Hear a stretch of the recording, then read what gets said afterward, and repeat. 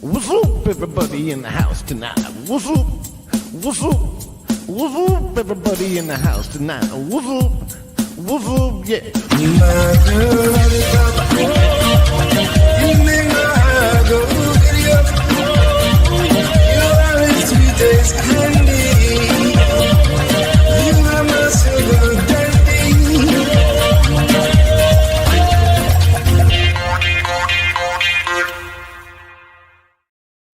We made it. Garrett and Steve are live without the hostage cam, but Steve is holding me hostage now in this room. I cannot leave if I want to. No, you can't. There are wires everywhere. There are cameras everywhere. I may have overdone it a little bit. This might be a little unnecessary. But Perhaps we don't need all this. the people haven't seen all the new features yet. Oh, so oh my God. we can't say if it's worth it or not. I hope everybody has their worst pair of underwear on because you're about to fucking blow a load in your pants. You're going to ruin your undies. Because my God, we have camera angles for 15 days here. First and foremost, aside from normal view in our normal new camera, we have EDCam Express. Whoa, look at that. Look at that fucking shot of that dog. She is snoozing. She's pointing hole at the camera, but covering it with a tail. Very tasteful. Yeah. Very tastefully. But now that she has her own camera, All curled up. she can do whatever she pleases. She doesn't have just her own camera. Well, no, not just one camera, if that's what you mean. No, there's multiple because we have this Garrett Steve Bright view with multiple different viewpoints. Hold on, where's my EDCam button? Here we go. Ba-boom! There's the dog again. You wanted to see the dog from above? There's the dog from above. You want to see Garrett up close? There you fucking go. Get on. So there's wires connecting all those cameras to a box in front of Steve, and then that box has wires connected to his computer. See what I It's need impossible to leave now. is a lot of longer, much longer wires because there's a bit of a mambo we have to do to get in and out of this area because they're all just like waist level. I need longer wires that go to the floor, and then I need gaffer's tape because I then need to and I need to tape them to the ground so that way you can step on them without ripping them out of the holes. But I mean, That's fine though for my dining room. Yeah, whatever. We'll rip This it up is a mess. on Thursdays. yeah, every Thursday Yeah. we'll rip it up and then put them all back on Monday. And we're gonna have to mount the lights to the ceiling because now with the new camera, we need a little bit more light. So we're gonna have to just mount them on the ceiling and on the top of the wall over there. Perfect. Gonna have to buy a couple more. Yeah. And I feel like we could just replace the spice rack and this calendar here with big lights. That'd be fine, replace right? the spice rack. Then what am I gonna have spice rack cam for? Which is just that camera, but I pick it up. We could do cap in the light. Cap in the light. Crap in the light. Yeah. No, this is fine. Sorry. Dog position number 2. Dog position number 1. And then back to 1.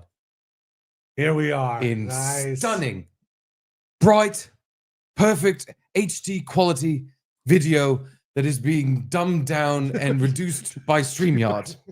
So were you just jealous that Gino now has a 3-camera shoot? So you just had to have 3 cameras? Is that what's going on? Yes, this is pure jealousy.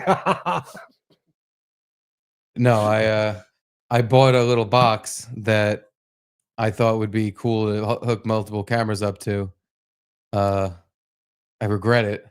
Unnecessary, as we just saw. It's completely unnecessary. Yeah. If only you could just hit buttons to do all that. Oh yeah, I could just hit these buttons. That would have been nice. Yeah, that'd be so sweet. But then Garrett, are you kidding me? I'm not. What am I just gonna not do this all day? I mean, yeah, how can you not? She is snoozing. Edie. Just making sure it wasn't frozen. Oh, Hey, I know. He girl. woke you up. Oh, I'm sorry. Oh. You're a good girl. Who's your good doggy? Wow, that was an exasperated sigh. I know. She's like, you woke me up for this? For nothing? But we're able to say what? Hey, doggy. Now she looks so uncomfortable. She's like holding her head up. Oh God! Now we're just getting full asshole shot. Now she just has her head on the floor. All right. Well, message received, Edie. We're off Edie cam. Back to bum cam. Well, anywho, we didn't start the stream today just to play and fiddle around with these cameras that are highly unnecessary and we don't. We kind of did. Hey, we kind of did a little bit. I'm ready. I'm done. I'm just gonna turn it off now. No, but we have a big guest in the waiting room. In the Coomverse, this man is public enemy number 1. Oh, maybe. Yeah, Gino got out of it. Gino was number 1 for a little bit after the suck my fucking dick Anthony incident. He weaseled his way out of there by saying, "I didn't mean it. I didn't mean it like how I said it. I meant it like how I didn't say it." I might argue Opie could still be number 1, at least now. Like he's making a comeback to be the number 1 enemy of the Coom. Yeah, well, this person is win at all costs. Hit the big time, Booth Boys. Thank you. Obviously, as you can tell. Yeah. The big time is here and you're looking at it. Big time boys. But another person who's hit the big time, big dick Billy McFucks a lot. Let's get his theme song going. Oh, you didn't hear his theme song. That's why he's sleeping. Hold on. It's coming, beer. Don't you worry none. Theme song on the way. Now I'm taking my time because I want Bill to sleep through this. I remember it sounded like very Japanese. Shut up! You haven't had your theme song What the yet. hell is all this talking? Sorry. I'll go back. It's like the Edie cam.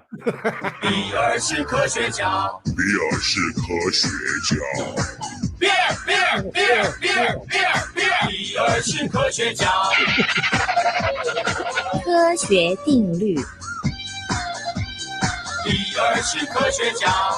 惯性是物质的性质之一。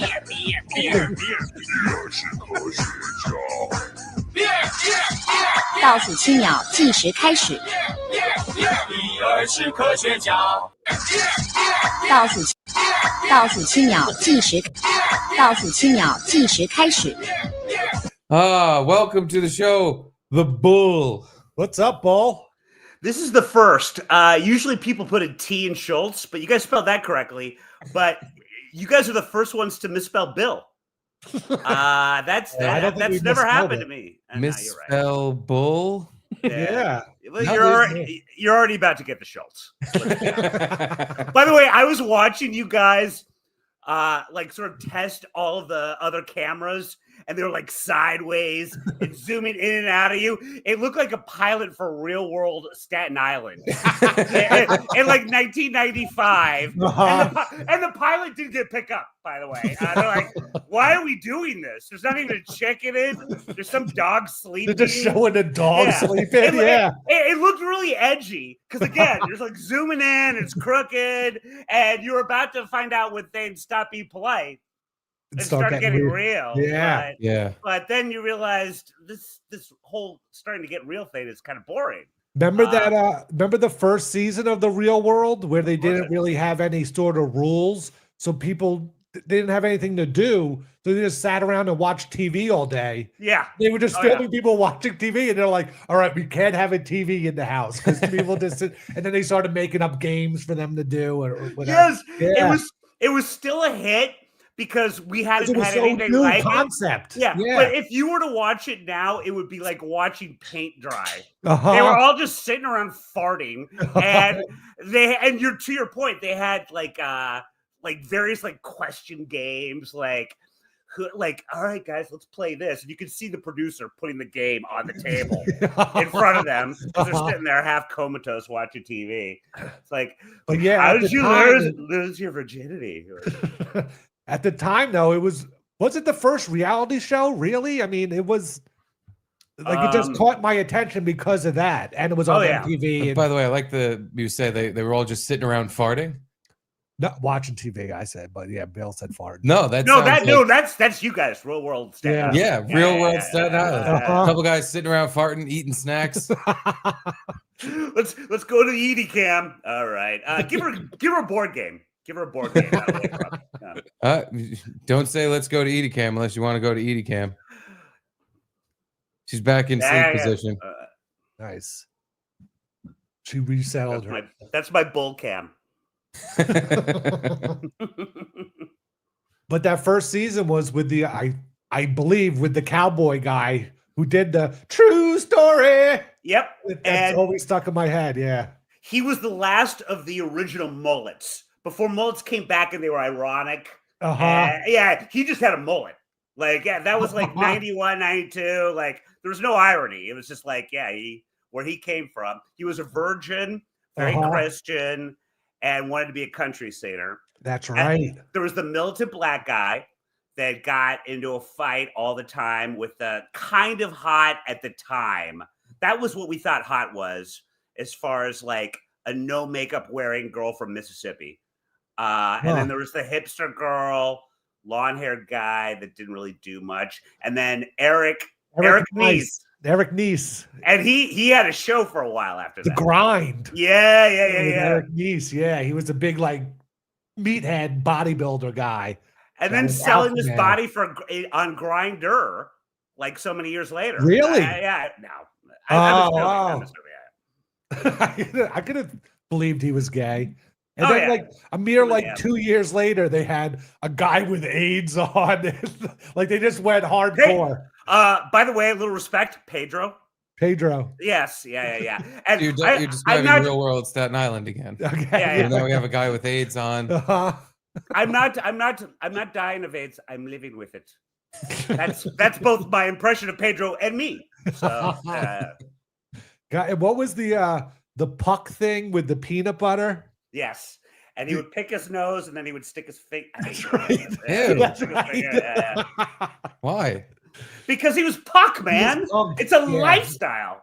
Puck or Punk? He wasn't dying for being Puck. He was punk. Oh, he was Puck? Yeah. Punk. He was a San Francisco bike messenger. That's right. And yeah. So he like played by his own rules. Did you ever apply to be on the show? No, but I found out when I was still at Lad Mags. That was what we called like your Maxims or Stuffs back in the day. I was asked to try out for what ended up becoming Jersey Shore. Really? Yeah, I had a friend of a friend that was casting, and they're like, "Yeah, it's kind of like the Real World, but you have a shore house in Point Pleasant." And not to put on airs, boys, but I certainly did. And one year, everyone got ringworm because we just had mattresses on the floor. But I tried out for that, and then it ended up being Jersey Shore. I didn't go very far. But, wow, what a divergence from what it would have been if you had it to what it became. I don't think at the time they wanted it to be all people like Steve Conti. Like I think they wanted non-Italians as well, but that's not what happened. Yeah, it was. That wouldn't have even made any sense. Then what would be the point of the show? I agree. Look, these people aren't, slob piece of shit guineas. We want normal people. The slob piece of shit German English guy. Yeah, that's what they wanted. Yeah. I'm sure that if Bill did it, there would definitely be classic moments, though, just because the way Bill likes to party. And stuff. Yeah, it'd be fun. And your friends. I could see it being a good show. A different show, but good. They wanted people that got laid. Let's be honest. The only thing I was bringing home was more ringworm. There's no getting laid. Yeah. Was anyone really fucking on that show, though? They would have been using Bill like a fucking peace pipe. First of all, they called it smushing, dude. Oh, excuse me. Yeah. Jesus. You guys are amateurs. I am. I think it was smushing. Yeah, that was. I think you're right. Terms. Yeah. What was it? Gym Tan Laundry. Oh yeah. Yeah. GTL. Sure. Yeah, I could have done that. Closeted homosexual Italian men. The laundry bit I never got. Like when we had our shore house with my poor long-suffering brothers before they were married. There was a lot of the gym. No, there was no gym. There was like tanning on the beach, I guess. There's no laundry, hence the ringworm. Yeah. Yeah, I know you, Jonathan, and Alfred. There's definitely no gym going on. No fucking gym. Yeah. There was a guy named Jim. He tanned a lot. Yeah. You always like every year we had that one guy, and I hate saying this now because looking back, he was probably 5 years younger than I am now. But there was always that one really old guy because we had one of those shares where it was like a lot of people we didn't know. We just need people to fill the rooms, and there was the guy that was like basically it was almost racist how tan he was, like it was blackface, and he would just tan all day, and he was like 45. And the rest of us were like 23, 24, but he was there and he was paying enough. And yeah, we didn't know what he did. Yeah. Maybe the year Opie and Anthony did the XFL pregame show, or they got hired, there were great year. Two girls came to the taping at, I guess it was at the Hard Rock, and we kind of hit it off just as friends. And one girl had a boyfriend or whatever, but they had like a Jersey house down in, and I went one weekend with them, and yeah, there's like 12 to 15 people just sleeping everywhere on the floor, blah, blah, blah. And it was like not my scene, you know. I want to have my own room to jerk off in or whatever it is. Yeah. Oh yeah. To jerk off in. And then towards the end of the summer, and there's no space and so many people that there's just like a dude sadly jerking off in the corner while everyone else is watching TV, and they're like, all right, okay, just like keep your back to the wall. Like that's how bad it always ended up being Lord of the Flies by the end of the summer. Like all rules of decorum were done. Yeah. No gym, no tan, no laundry. How many years did you do the beach house? 3 years, and then everyone ended up getting married. And I was like the older guy that was like, hey, come on, guys, we should do year 4. They're like, dude, we're already having kids. Like, we'll grow up. Yeah. And there would always be the guys that would time when they would quit and or try to get fired so that they would be there. Because you had it like, you didn't have to be there for the weekend. You could, like, we rented it in a way where if you wanted to and you were unemployed, you could just be there the whole summer. And then there were always those friends that had just were fired, unemployed, whatever. They were just there constantly. Did not leave. Now I'm getting a lot of like suspects as far as who brought the ringworm. There were a lot. Yeah. I'm saying Alfred. It was definitely Alfred. Yeah. It's gotta suck though, going to the summer house and you know for a fact that the unemployed guy has been just jerking off in every room. Every room. Everything's contaminated with cum. Yeah. We had one rule: no black light. No black light. That's no way. No way. Yeah, this guy's there all week, just relax, and you rush down there through New York City traffic just to get as much time as you can. Yes. And you're trying to like jam all your activities in, but you're also going down there to relax. So you're like, what do I do? Yeah. No, it was worse than that. It was the New Jersey Transit train. So it was all these people. It was all these people that were either embarrassingly older than me, like late 30s, that were drinking on the train, or like 15-year-olds drinking on the train. And like I'm sitting there with my like magazine, like trying to stay away from them throwing things. I mean, it was. I think I saw a chicken fly through. Like it was a nightmare going over that. And yeah, at the time we're like, this is awesome. How many 15-year-olds did you bang?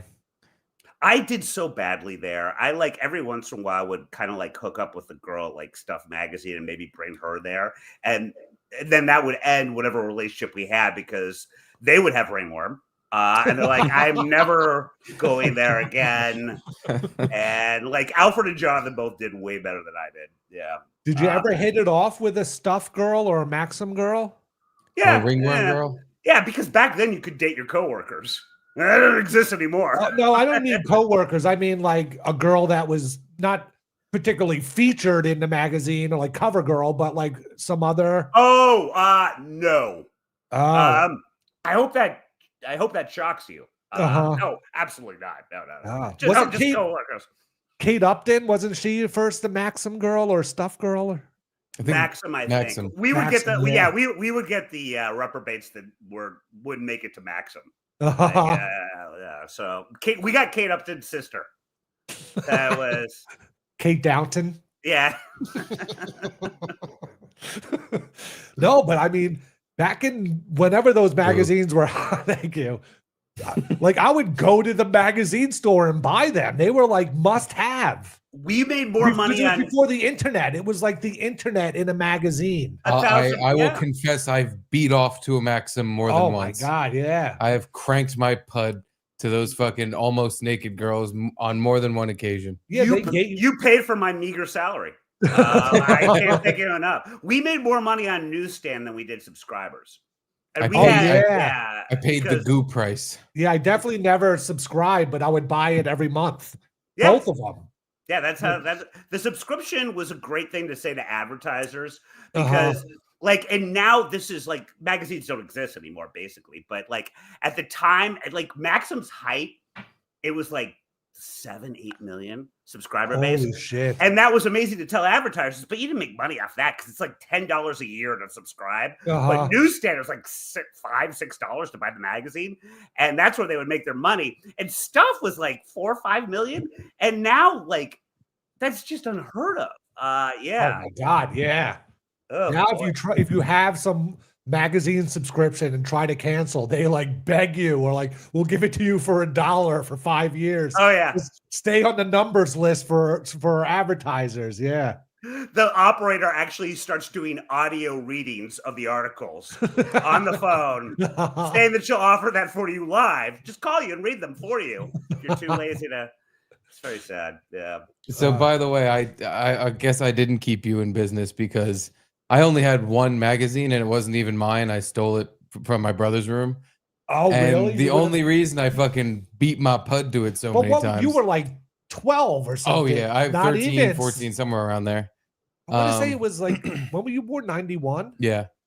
I mean, you were 8 or 9, right? Because I mean, was when I was in college, and that was 96 to 90 to 2000. Yeah, but well, I don't know when this was from. I just remember it because I just looked it up. That this issue, the only reason I even beat my meat to it is because Morgan Webb. Do you remember Morgan Webb? Oh my God, Morgan Webb from Tech TV? From G4 at the time. Oh my God, yes. She was featured in the magazine. Yes. Here's the pictures. That was the first, because I would watch that. They were big. I forgot about Morgan Webb, but you know who else? You know who else? I fucking yanked off to this shitty, barely pornographic picture a bunch of times. No, not even remotely pornographic. I saw more I saw more skin at my shitty Point Pleasant shore house than is what is on that. But again, with more ringworm. But yeah, especially this one. Like it's not sexual at all. She's only playing video games. But when you're watching that show with Adam Sessler and you're seeing her all the time, and she's always kind of like buttoned up, but you're like, no, she's got pretty. Some yeah, I thought she was pretty.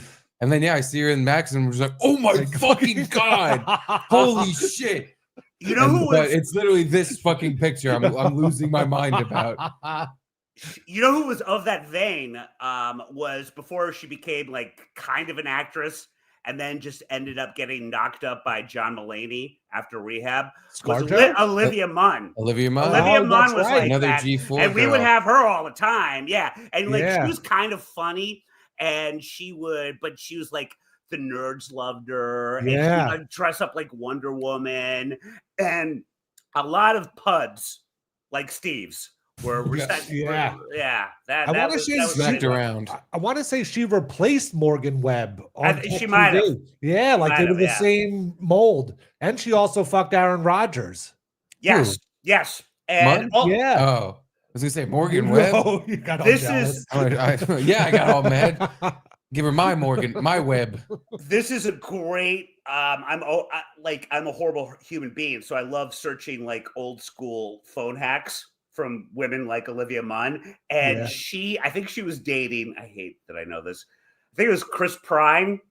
You know, there's the Chris Pratts. Yeah, Chris Pine, but I think it was Chris Pine, and she sent him a bunch of sexy sex.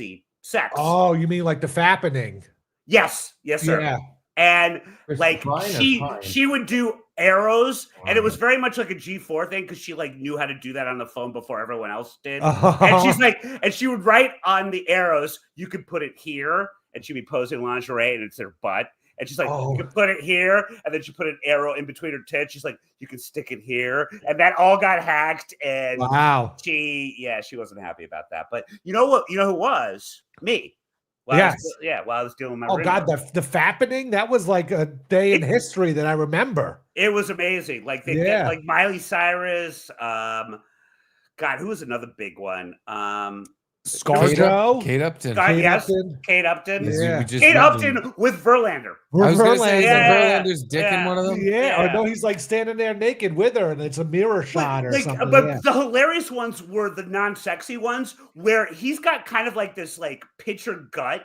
Like he wasn't like cut, and they're both just sitting in front of the mirror and just being like, ugh. And like they're not doing anything. Like I think she's topless, but he's just kind of got his gut out, and they're not doing anything even remotely sexual. But they just do like a mirror pic. And it's very weird. I still jerked off to it, but it was weird. What do you think of the theory that like it was someone maybe exactly like, or someone like Harvey Weinstein's phone that got hacked that had all these pictures kind of as blackmail for women? Could you like, how did they all of a sudden hack 50 to 100 Hollywood actresses' phones? Like it makes more sense that like one phone had it from some big wig and they hacked that phone and then, got the pictures from that. And then that's why he got in trouble later on. Kate Upton and Verlander notwithstanding, a lot of these guys are not that smart. Are you guys studying for that? And so I do know that they would create, I don't know if algorithm is the right word, but they would create a program that would get the dog's name, the mother's maiden name, which obviously is easy to find even back then on the web, and then various different numbers, and it would do that in hyper speed until one hit. And then that got into the phone because they would do dumb passwords like that. Brute force it. Okay, that makes sense too. But I like the Weinstein one. Kate Upton's butt, from what I heard. God, lucky him. Sorry, I was talking about brute forcing Kate Upton's butt. I didn't mean to interrupt you. What were you saying? No, I want to keep going back to Kate Upton being brute forced anally. They're still together, right? I was going to ask, like, what kind of hat? She kind of fell off the face of the earth. Did she have kids or something and kind of went out of the spotlight? Her tits got to be down to her knees at this point because they were beautiful, large, and real. My God, yeah. But those don't last long after kids when they're that big. Yeah, she had some heavy hanging bazongs. Yeah, her nipples probably look like chewing gum at this point. When they're not fake and they're that big, and it's just how it works. Let's see. What's the latest picture of her from 2024 November?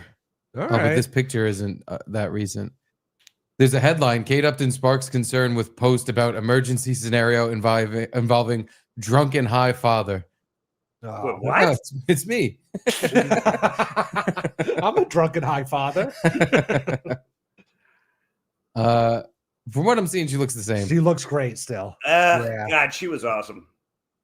I don't know how recent this is. She was one of the last Sports Illustrated girls where they were just hot, and it wasn't like a chick with a dick or something like that, or like Martha Stewart on the cover, which is not even a joke. I think they did that. Yeah, they totally. Gayle King and Gayle King. Yes, yeah. All those. Yeah, she was great. Now there's do you know Taylor Mathis? She's the new Kate Upton. Okay. I wouldn't say that much. Like she's a new set of swinging tits. In the vein of looks, not in popularity or celebrity status. Right. But yeah, she does these things called walk-in bets on Twitter. Have you ever seen it? Where she walks toward the camera and shakes her big tits and tells you what team she's betting on. I'm not against it, but no, I'm not aware, but I am now. You're giving me a lot to Google with. Here we go. There we go. Oh my God. Wait, do you want to hear her bets, or is this enough? Is this good enough? I want to say this is like even a promotion to get people to join her. Oh. Does she just put both teams, like a sticker of both teams on her tits, and the first hit to hit her face is the one that wins? Is that her bet? Giving away $1,000. I wonder what kind of fucking scam this is. She also know. got in trouble with a crypto scam. Yeah. Oh my! Why not give it to you? Those look great. Yeah, those are real. That's fashion. Yeah. It looks like she's got an ass on her chest. I've officially launched my own passes account. I am so excited for my Walking Vets community No to one's head paying over attention, there. hon. This No is one. going to be the place. Yeah, that's for why all- I usually just mute these because none of that matters. I know. God bless her. Passes She account. I knows don't what know what she's the doing. fuck she's talking about. Yeah, and it was like something you could sign up for free, but then if you subscribe, you get all these bonuses. And Oh, so you've watched this video 18 times and you know no, everything just she's because talking about. Yeah, I saw her tweets of people complaining, like, "What the fuck? I'm not getting anything." And she's like, "You have to subscribe too. You can't just sign up for the free account that doesn't really get you anything." Because apparently you could like talk with her and text with her and all this Oh. stuff. Oh, yeah. so yeah, all right. I'm embarrassed that I'm even asking this, but so obviously she's got an OnlyFans as well. She does not. No, She doesn't. no. She's Okay. tries to play only that bets. she's like a wholesome girl. Yeah, she's whole full. Her holes are full. Yeah, Oh she my tries to play it God. off like she's, this is middle of the country, down to earth girl, but But the she's video different. is her walking with a low cut shirt with her fucking tits And no flopping bra. around like crazy. And no bra. Oh, I'm just a nice. Everybody's watching because they love my picks. They think I'm such a good sports bettor. But That's what people like. No, Like, she knows what wow. she's doing. It's just, and that whole act it's sickening because it's Uh-huh. like we all get it. You're Morgan Webb porning, but Listen to your shirt's you. even more low cut than This that. is listen to you, you fucking prude. This Right? is why Real World Prude? Staten Island did get picked up.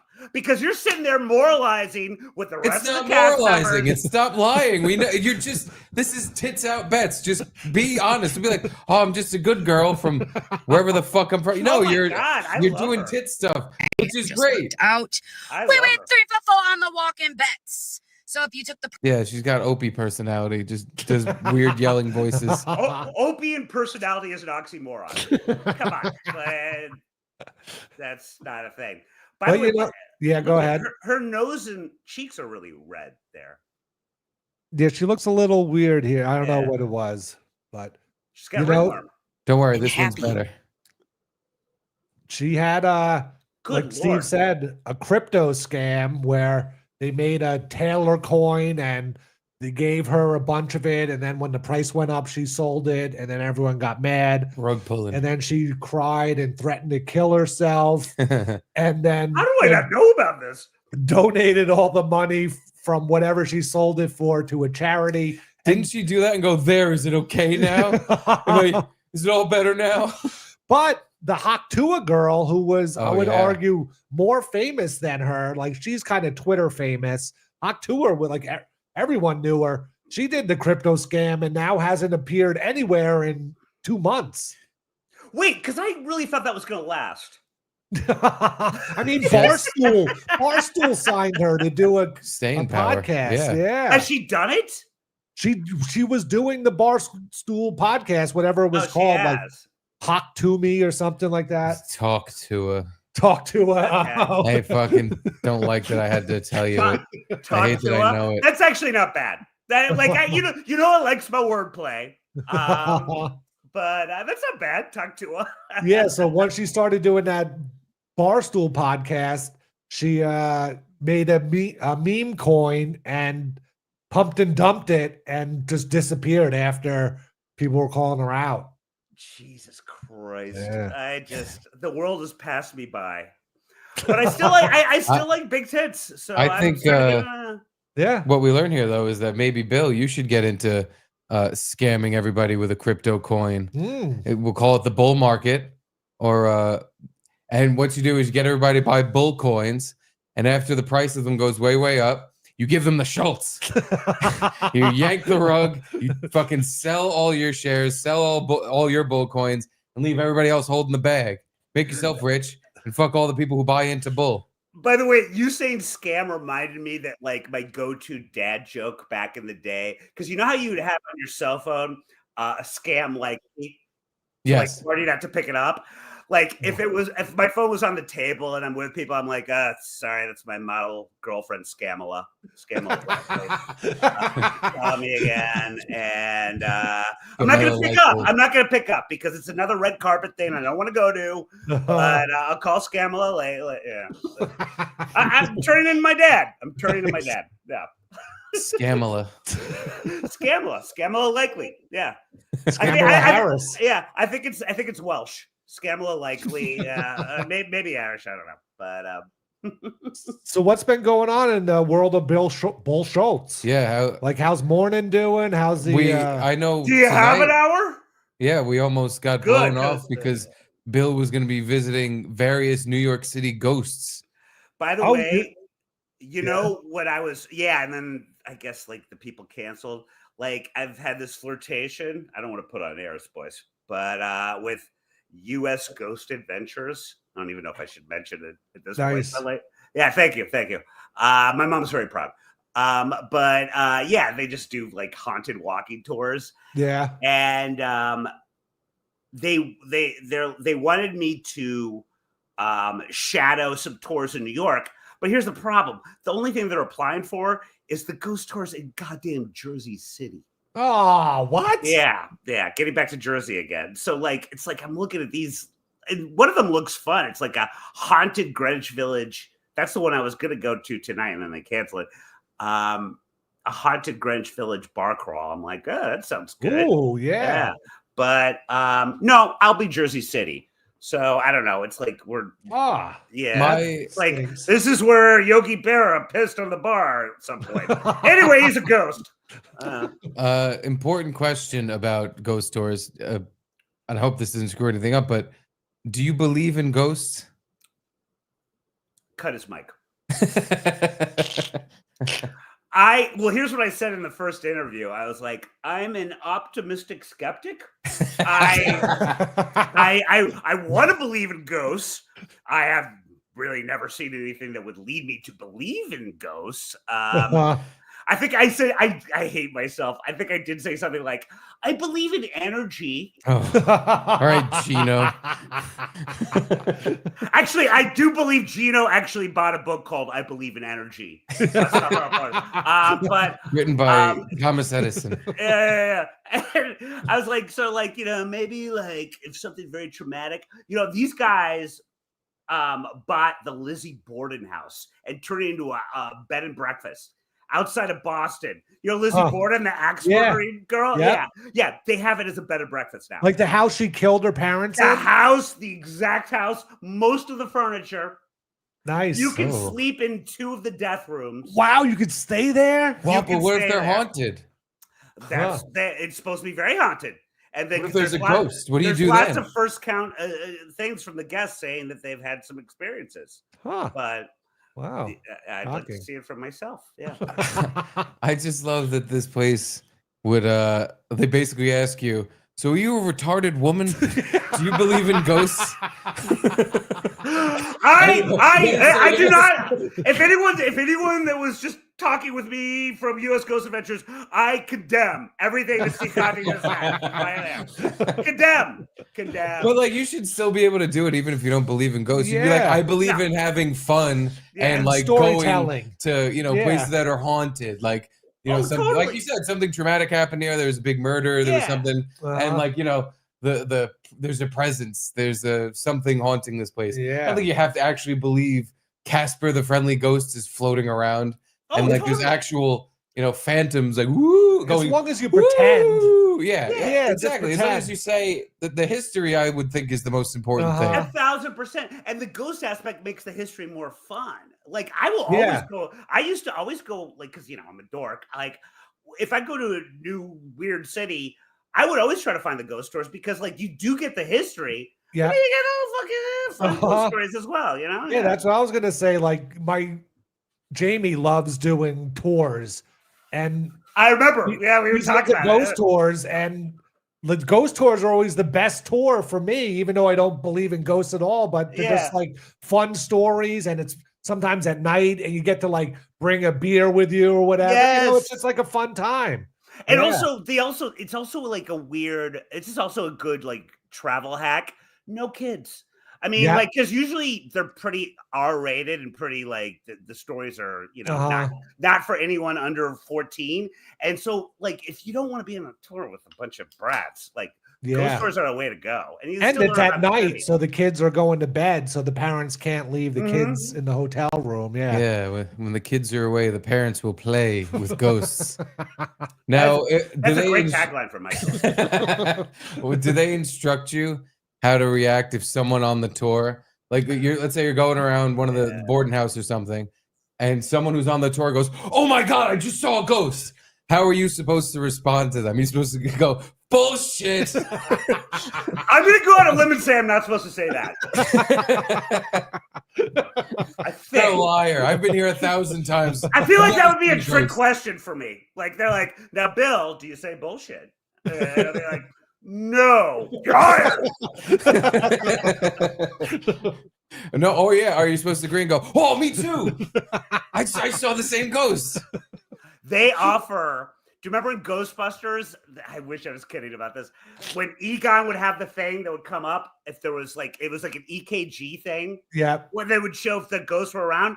They rent them on some tours where you can rent one of those. No. Totally scientific things. And guests can have the actual. Yeah.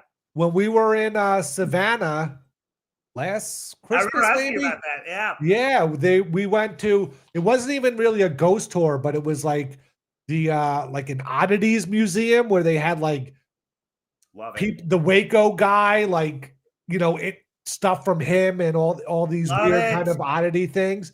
And then at the end, he was like, this place is haunted too. We have EKG readers. Yep. And I was just going along with it because my wife's all into it, and he was like, "No, ask questions to the ghost." And she turned the thing and she'd be like, "Ghost, are you here?" And then the EKG meter would go, and she, I know, keep asking. I was just encouraging because she was having fun. So I was like, "Oh, go ahead."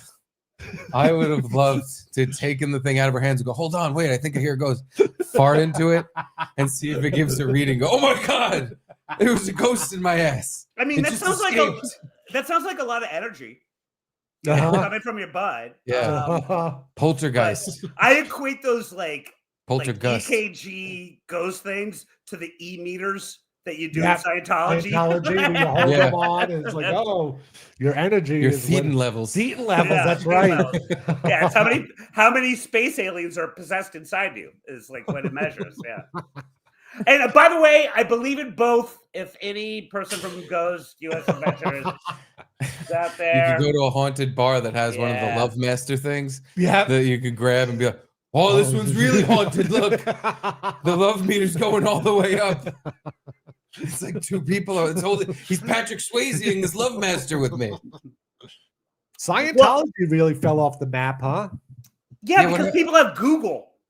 That was always the thing with Scientology. Is like they always said that the internet killed Scientology. They've got all the real estate they need. Because they're tax free. Those fucking charlatans. And so they bought billions of dollars worth of real estate. So they're fine money wise. But any Scientology place in any area of the world is pretty much empty now because it used to be you'd pay hundreds and thousands of dollars to go through all these classes and graduate. And then finally they're like, so here's the thing.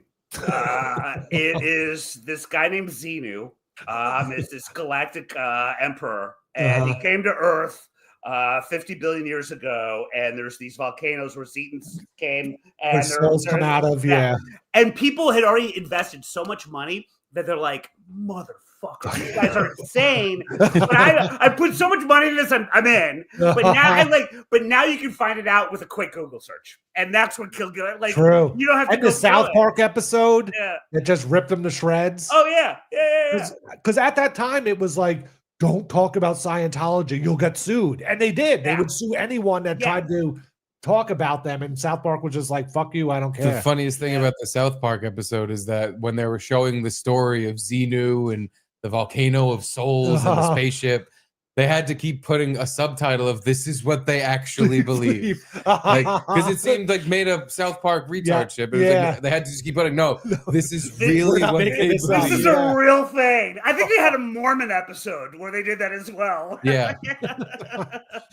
During my big 4chan days, when I'd go on B all the time, they were all against Scientology, and there was some sort of rally against Scientology in Manhattan. So my friend and I bought the Guy Fawkes masks, and we went and like hung out with all these 4chan people with our Guy Fawkes mask on. Oh my and god! outside of a Scientology, and like people came up to us from the building and was like taking pictures of everyone and trying to sort of dox everyone that they could. Yeah. To I use can't believe to you use went- a real Scientology term, you were there's two. You were a suppressor. Yes. And a squirrel is if you were in Scientology, but you're like Lee Remini and you left and you talk back, you're a squirrel. But you're a suppressive because you were never in Scientology. I was, yeah. Yeah, it was always it was so creepy, and then it kind of just like their mask got ripped off, and no one cared anymore. It was like, oh yeah, these are just all crazy people. And again, it's a cliche, but it's true. The reason that the Tom Cruises and the John Travoltas are still stuck with them is because they've got all this blackmail on them that you are forced, and this is confirmed. You're forced to reveal the most embarrassing, worst sexual things you've ever done in this interview process, and then they keep a file on that. It's like, yeah, you want to talk shit about us? Off this goes. Like that's confirmed. But like, what? Tom Cruise, like he shows up to parties at Jimmy Kimmel's house with his mother. Like, really, what kind of damaging stories can he have? I have when I used to go down way too many internet wormholes about this before I started dating Scamala, my model girlfriend. The files that David Miscavige, who's the head of Scientology, you would just bring in like security guards that he was tight with, and they'd have a scotch and go through some of the files. With Cruise, apparently there's weird sexual stuff, but apparently it's not necessarily. Everyone always thought it was gay. Apparently it's not necessarily that. With Travolta, again, hope you're sitting for this. Okay, all the time. Weird. Dicks just everywhere, but yeah, Cruise is something else, and also Cruise is like something else. If it's Hollywood and you're not gay, that means you're a kid fucker. So maybe I don't know. Like they didn't allude to that, but I wouldn't put it past it. He doesn't know how to operate in real human worlds. Like maybe Troon fucker. Like I don't know. Was it kind of like he was in Eyes Wide Shut, right? Mm-hmm. So was it just like that kind of stuff where? See, but that's awesome. That would make me respect him. Yeah. You're in a party fucking people with masks? Yeah. But again, there's this rumor about that movie that Stanley Kubrick was kind of alluding to, that these Hollywood people would have these kind of mask parties, and then they would bang kids in them. Like they were banging or like, teenagers like Corey Feldman and fucking Corey Haim. So again, if Tom Cruise is hiding something that weird and sexual, and it's not gay, and it's not trans people, well, there's not that many things you can be asking the Scientologists to hide for you. No, he likes to choke people. Like, who cares? Yeah. Yeah, no kidding. And by the way, if you're getting accused of being a gay pedophile, you would just go, no, I'm gonna I choke bitches. That's it. Jesus. Yeah, choking is on Tinder profiles at this point. Like, I just like messing with the bull. That's it. That's my king. But Garrett, you reminded me of something because you said you went to a 4chan meetup, which I never would. I can't believe you actually went. What kind of crowd was there? Well, I guess you didn't see anyone because everyone was in a mask. That was kind of the thing. But were there a lot of not to interrupt, but do they still exist anymore? Are they like Scientology? Like I haven't heard about 4chan in a long time. Yeah, I think it's still a website. Still there. Yeah, the guy Moot that owned it kind of quit and went on to bigger and better things. Like what?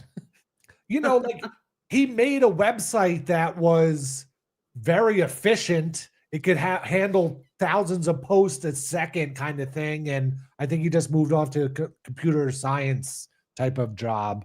Yeah, but it's still going on.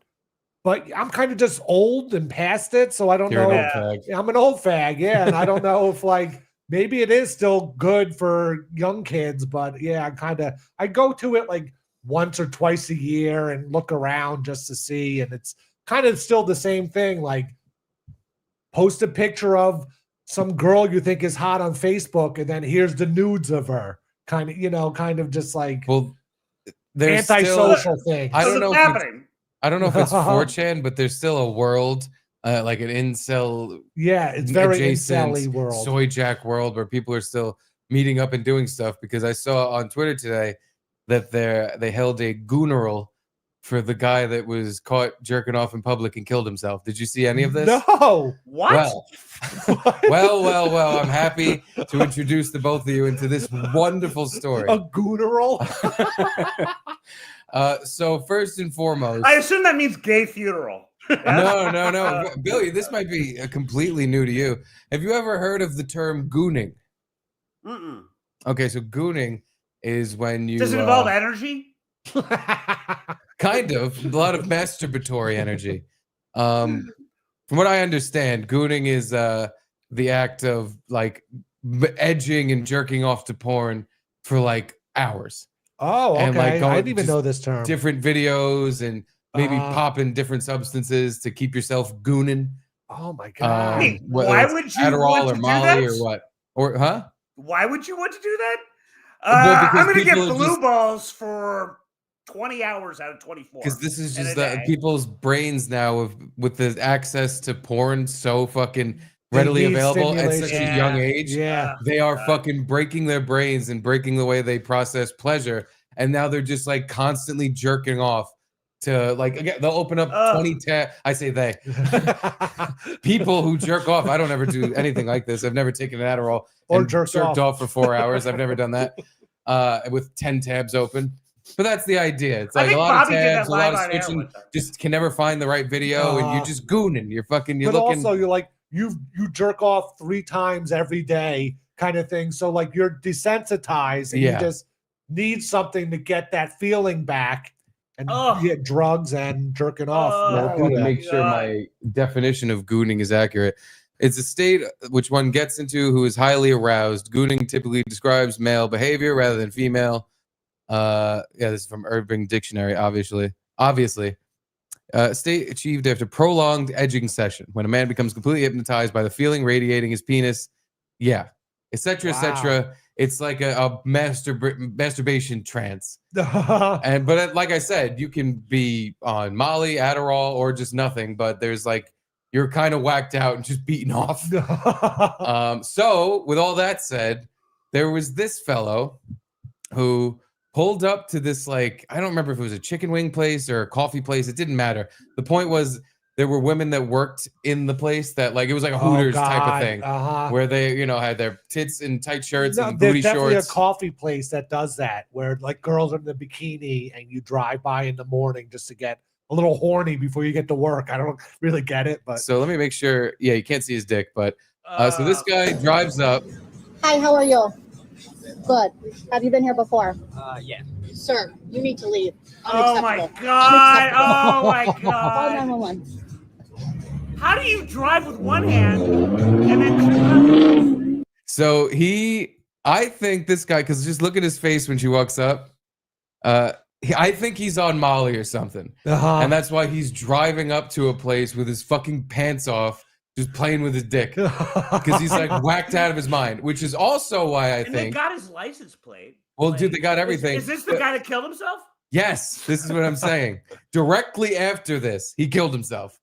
Like before anything had even happened, before like it had gone viral or anything, he just knew he was on he camera. got caught. Yeah. But again, this is why I What think a he was loss. on Molly, because I think by the time the come down hit him, because if you take Molly, and you have a great time and nothing bad happens, the come down is still going to make you want to fucking kill yourself. Yeah. Oh, yeah. So if you have something like that happen, you think it's you're ruined. Yes. It's the end of your life. You're right. Everything's over. You're fucked. So this hasn't been confirmed or anything, but I think he must have been fucked up. And then he comes down and he's just like, oh God, I I'm ruined fucked. my I'm life. fucked. He had like a girlfriend or a wife or something. So he's just like, God. fuck. And he just killed himself.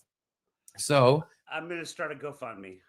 Do you know how he killed himself, or is that in the reveal? It's not in the reveal. Okay. I don't know if it was in the news either. It might be in some form. I just didn't search for it. I didn't think it mattered.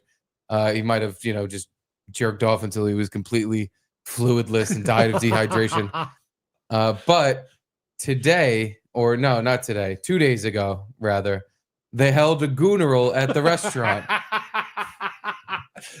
See, this is why I love 4chan, because they do the stupidest shit that means nothing, but it's just funny to them. Again, I don't know if this is 4chan. This is, just a forum of 4chan-esque people that all gathered in front of the restaurant and just gave this guy a eulogy for jerking off and then killing himself. And then here's a quick 30-second clip of it. Hopefully we could hear. I heard it well on my phone, but I don't know if it'll go out well. Okay.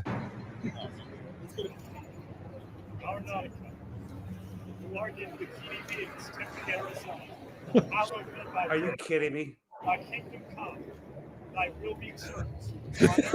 I don't know. It's really low. Come, I will be jerked. I'm gonna play the beginning because he's saying a prayer, the gooning prayer.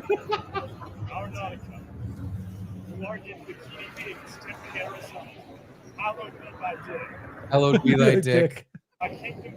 Thy kingdom come, but he spells it C-U-M. I will be jerked. On earth as it is in Jerkvin. That's kind of funny. On earth as it is in Jerkvin.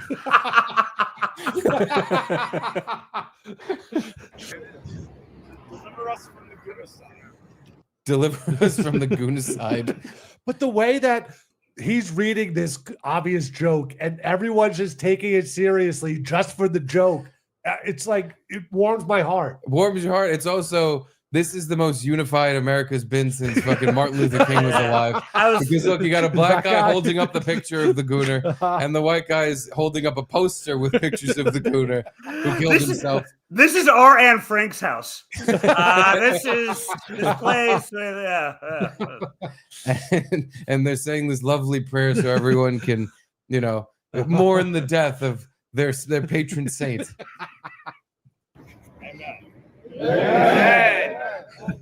When I say his name, you say Nautica. Say his name. Nautica. Say his name. Nautica. Say his name. Nautica. He's not going to get this at his funeral. Like, his family has to bury him. They have to go through the process. They're all embarrassed. No one really wants to say how he did it or why it happened. Or not even embarrassed. They're just more like, he didn't have to kill himself. Like, it's sad. I think that's why people came out to celebrate the life of this gooner. Because it's actually sad. It's like, dude, you clearly fucked up and you might even do some jail time. But it's not the end of the world. Yeah. You're just, you're going to be on the sex offender list. What even jail time, really? There's a video of him kind of maybe touching his penis. Jail time, not prison time. Oh, okay. Well, but by the way, luckily I'm a lawyer, so I should be able to answer this. But what is I assume there is a law, obviously, against. But wait, is there a law against jerking off in your car? Indecent exposure, public indecency. But if you're in your car, if you're outside, I wonder. I don't think you could do it in your car. I think because the windows you can see, you can't jerk off in your car. That'd be like saying you can't jerk off in your house with the windows open. I think you can, right? You can't hang your cock out the window. True. I don't know if you're allowed. That's a good question. That is a good question. I know in your house, if someone can see through your window, that's actually them peeping. Yeah. The anti-peeping laws. Like your neighbor. Like my neighbor who's always peeping on me, beating my meat. By the way, I know for a fact that you can jerk off in front of your window.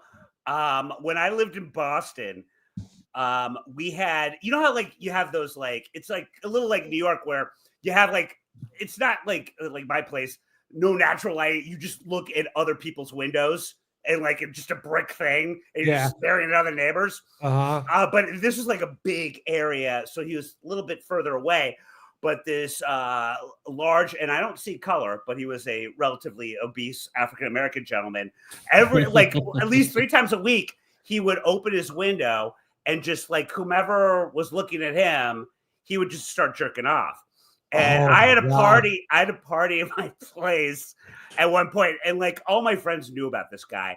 and I had one of those wrist rockets that I brought from when I was a kid, Yeah. and like it was a slingshot. It was one of the best things I've ever done. And we're like, he's doing it. And I was in my kitchen, and we had to turn off the lights so that I was not implicated. What I did was illegal. Because we had already kind of called the cops on him. They're like, he can do this. Like, and so we opened our window, and he's just got the bug eyes. He's jerking off, looking to see if anyone's noticing him. And I do it, and all of a sudden, he just, with dick in hand, goes, and then freak that he was, he kind of like would go up and see who did it. I'm like, you should just like kind of leave at that point. Yeah. And everyone, like, we're already fucked up, and like everyone's just like, this is the best thing ever, and like. Again, I felt like $1 million, but I'm like, I wonder really what happened. And the next morning, my room and I looked out. I had shattered his window. I was like a direct shot.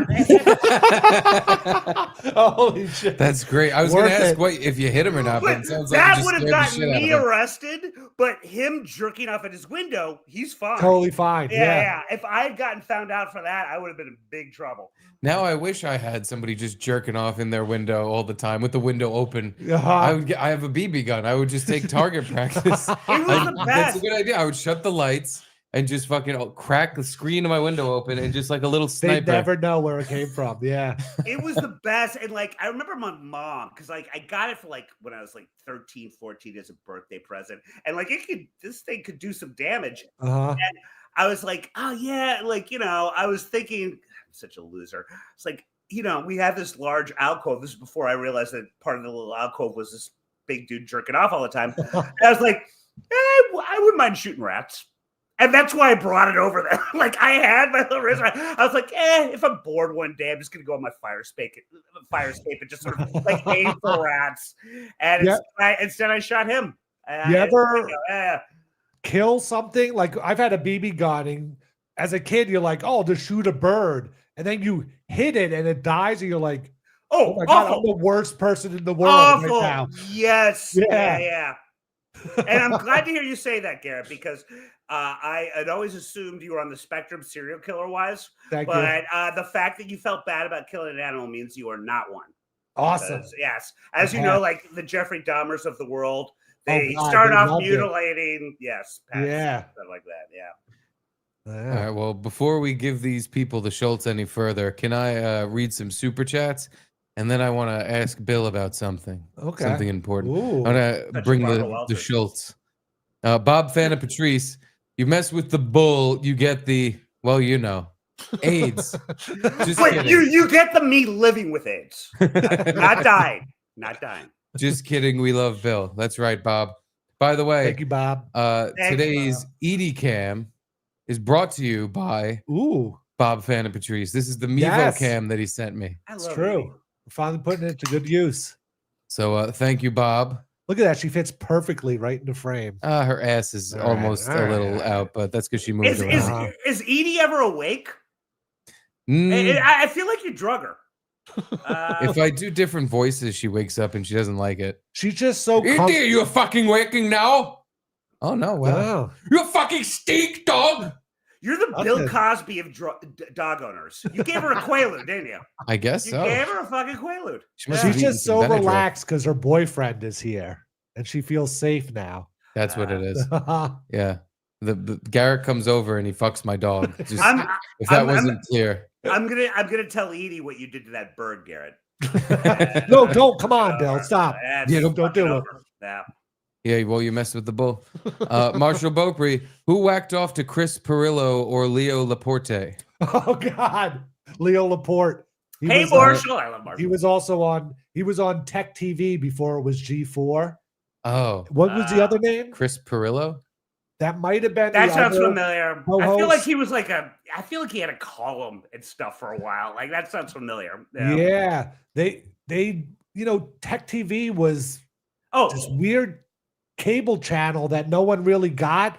So they kind of just could do whatever they wanted, and they would just have weird shows about tech updates or like, oh, let's install Linux and see how to use it, or like weird stuff that no one would watch, which is why it turned into G4, more of like a video game. Yeah, kinda G4. And then the Yeah. channel turned into, let's stare at that 2-inch slit between Morgan Webb's shirt and her pants. Yeah. Ooh. I wonder what's under there. They even had a late night show, like something with Martin Sargent was the host, and he had another co-host, Laura Swisher, who was another big boob girl that was, it was like a stupid Conan O'Brien kind of ripoff show. Wasn't And, the yeah. nerd? Wasn't Chris Hardwick on it?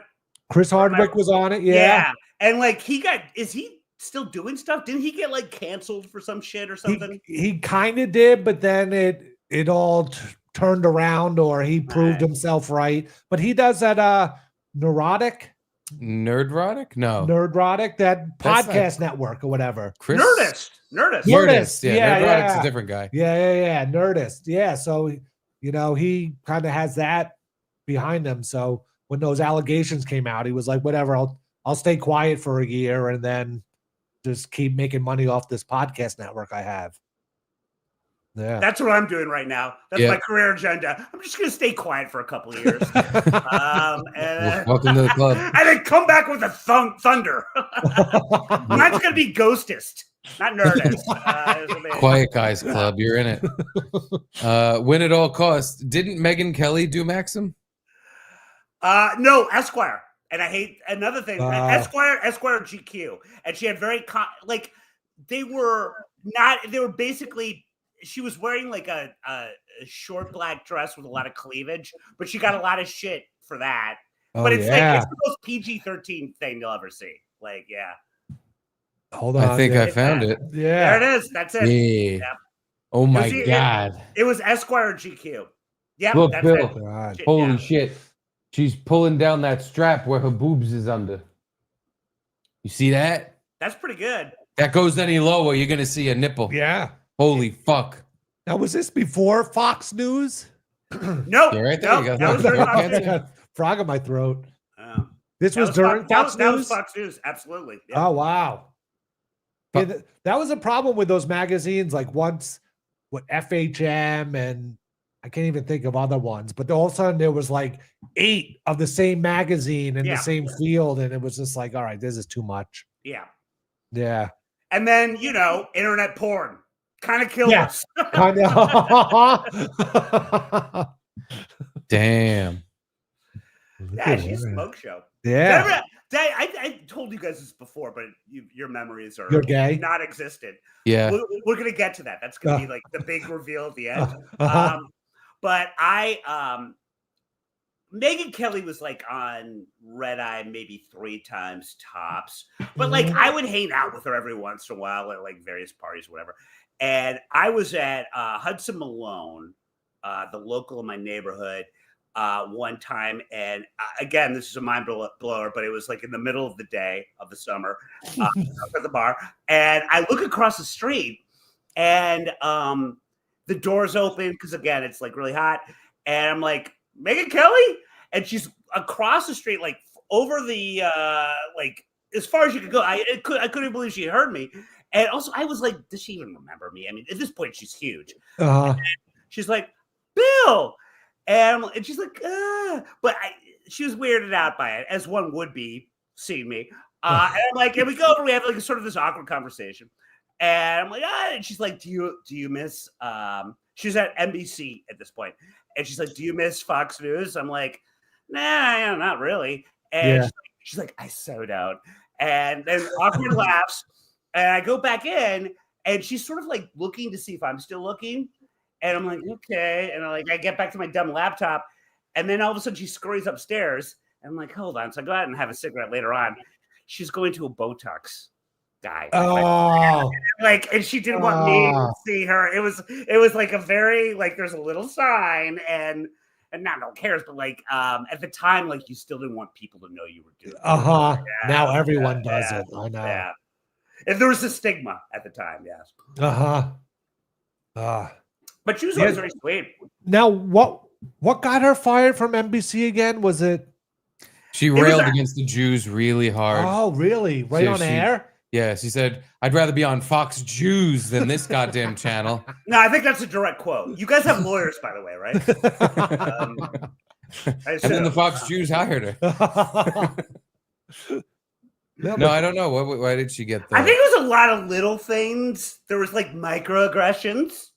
I'm sure Gino loves that term. Gino loves the term micro penises. Yeah. She did have a thing, unlike what Steve said, which is scurrilous. She did have a thing where she's like, she did some story where it was like, I don't know, she did some foxes. I think it was. It's like, don't worry, kids, Santa's white. Like, yeah, it was like, oh, they have like black Santas in the mall. You ever notice how Santa gives you a around, Santa is white. Yeah, I thought it was like some blackface thing, but yeah, that does sound familiar. Yeah. It was like a You're bunch saying of shit Santa like does that. not have a black face. Yeah. Well, this next question brings up my entire line of questioning that I wanted to get to. Hank's husky boy, did Bill keep the sleeves? Now, of course, he's talking about the jacket, the infamous jacket. What are you talking about? Right. What jacket? Oh, you mean my sweater? Yeah. My mom got this for me for Christmas. No, I guess. Hold on. I have here this jacket right here. I think this is the one I'm referring to. It looks so much better on me. Well, it's tailored to fit you. Well, and again, like I've said this before, so if you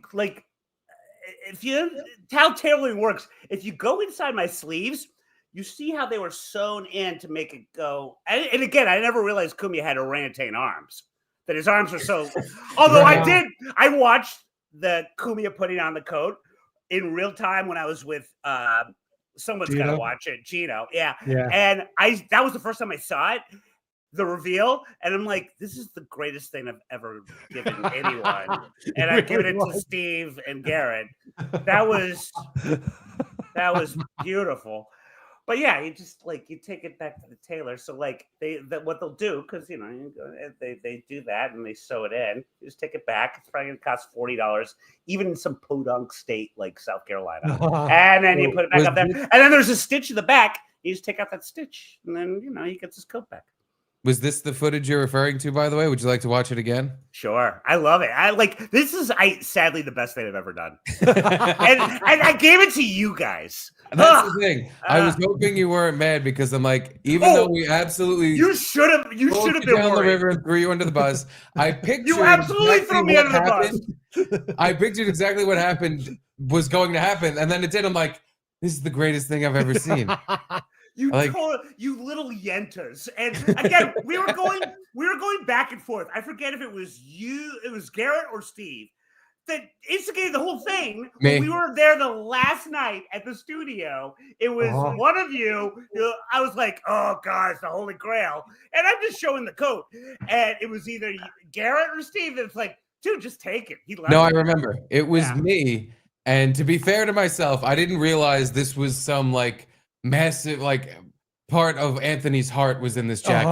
Well, no, but here's the question, Steve. Just some coat he bought online. In the closet, the Chinese jacket with the rice hat and the gorilla mask. I thought this was just another costume that was in there. And you were like, oh my God, I want this. I was like, just fucking take it. Who cares? All this shit's going to get thrown out anyway. Just fucking take it. Steve, as a responsible journalist, I'm assuming you mentioned that to Kumia. That part. I did. No, I did. Did you? Oh, yeah. Oh, I missed that part. In the episode we're gonna show. I mean, I'm skipping to the part where he puts on the jacket, but I've said that, I told Bill to just loot the place because all this shit's going. From my understanding, all this was getting thrown out anyway. Yeah. So just take what you want. Things that I grabbed were you said drinking the cat drinking wine, and I gave it to Joanne, and she's like, I don't want this. And I was having to take both the coat and the cat back to my house. Present. But there's a second part because you said, "Oh, should I take this?" I said, "Yeah, take whatever you want." Like this all getting thrown out, and you were like, "Oh, well, I'm gonna text Kumia," and I went, "Why wouldn't you do that?" Yeah, I was like, "If you're gonna just take something and you think he wants it, don't text him. Don't text him. Yeah. Hopefully, he just doesn't think it's here, or he doesn't care, or forgets. Again, this is all either trash or it isn't. But if I were you, I wouldn't try to find out. If you want it, just take it. Yeah, because a year from Catholic then, guilt is a thing. Catholic guilt is a thing. I texted him that night. you Yeah. did. Yeah. Yeah, because if it And was then a he year answered- from now, he would just be like, "Oh shit, I had the drawers jacket in that closet. Oh well, I guess it's gone." Yeah, just like Yeah. my microwave, my whole Yeah. bag of shit. I had a whole bag of shit that's Look, just gone. I'm not a smart man. Okay, it's been established. That all sounds more logical. Not what I did. Not what I did. No, yeah, you texted him, took the jacket, and then he answered you at like 2 a.m. after you'd already taken the jacket all the way home. Yes. So, With the cat. The drinking cat. and at that point, Oh, and this. This is how big my bag was. Oh my god! Jesus Christ. Wow. The morning tombstone. Oh, I wasn't gonna fucking leave that shit there. Come on. Actually, for a while, Kumi had taken it and he tailored it down to fit his apartment, the tombstone. I was very upset. Very upset. See, if he had done that, I bet you he wouldn't have texted you to basically tell him. Yeah. I just to would have tell assumed you it he was gone. stealing I would from have you. assumed it was gone. He Yeah. carved his own name into it when he had the heart attack. I was like, "You sure you want this back? I'll ship it to you, but I don't want to." So yeah, that night you get home and you have the jacket, and he says, "I'll be up to come get it." I have to ask, what did you intend to send it back at that point, or were you? Yeah, just like, well, I said that. him. I put it out like because God, I just started. Thanks to you guys, like I love people. People like are looking for an excuse to hate me. You don't need an excuse, just hate me. No. But this isn't a good excuse. And like people are going after me on Twitter, and I'm like, here are the receipts. And like I showed me in April, telling Kumi, okay, send me your address. Flash forward to June. Kumi and I are going back and forth about something. I'm like, hey man, still have your coat. Send me your address. Radio silence. Right. And like I asked him another time. I've got all of these. And he just ignores it and never sends me his address. And then finally, as we're getting closer to Halloween, I'm like, this fucking thing's mine. Like, but I want it to fit good at my party. And by the way, the worst part is no one at the party knew that I was Mayor Vaughn. It was like yeah. Oh God. No one knew. No one knew. Yeah. But and then I got And this is, by the way, that night when you went to the party. Yeah. Oh, I loved it. That's Look out. It looks perfect. Oh God, I miss it so much. That was my Rosebud. But they and that's Alfred's. By the way, this shows you how pathetic the Schultz brothers are. That is Alfred's shower curtain. Oh, is that right? You still have it up? It's Alfred's. Like, yeah, it's his shower curtain. Oh, that was at Alfred's house. Oh, I thought he gave it to you. Oh, okay. Yeah. And then there was a Twitter address that looked like Missy's, but it was so vile and angry. I'm like, this is a fake account. So I never even replied to it. And then finally I didn't have Missy's number, but she had mine. And she's like, "You're a fucking ingrate. And how dare you just send it back immediately?" I'm like, "Sorry, Miss, I didn't reply initially because I'm like, I thought you and I were friends, and this is ridiculous." And then I fucking pay 80 first of all, I thought Kumio would actually like the fact that it was tailored a little bit. I didn't realize, is my memory that bad? Kumio is not that much bigger than me. Well, let's see. Why don't we review the footage and we'll see exactly how much bigger I thought he'd like it a little more snug fit there, but also, I was wrong. Just for the record, that account that looks like Missy, but it couldn't have been because of how absolutely vile she was towards you. I thought it was very funny. She came right at you and was like, "You're a fucking piece of shit." Yeah. And by the way, 3 weeks earlier, I was dancing with her at Gino's wedding. Yeah. This seems odd. And then right after, she fucking went for your throat on Twitter. You fucking and multiple times. If that makes her look, if this makes her feel good. I want her to have all the endorphin rushes in the world. And just for the record, this is her project. I did invite her on to the show tonight because I wanted you two to discuss this at length. Oh, I would have loved to. Loved to. Unfortunately, she could not make it tonight. Couldn't partake. She could not Oh, partake. weird. But she Yeah. thanked us Weird. for the invitation, Yeah. which I thought was very nice. Because sometimes people just like we have invited people in the past who just didn't answer us. Uh-huh. So it was nice that she was like, "Hey, I just can't do it." But I thought it would be very funny to have you two hash I would it have out. loved it. I would have loved it.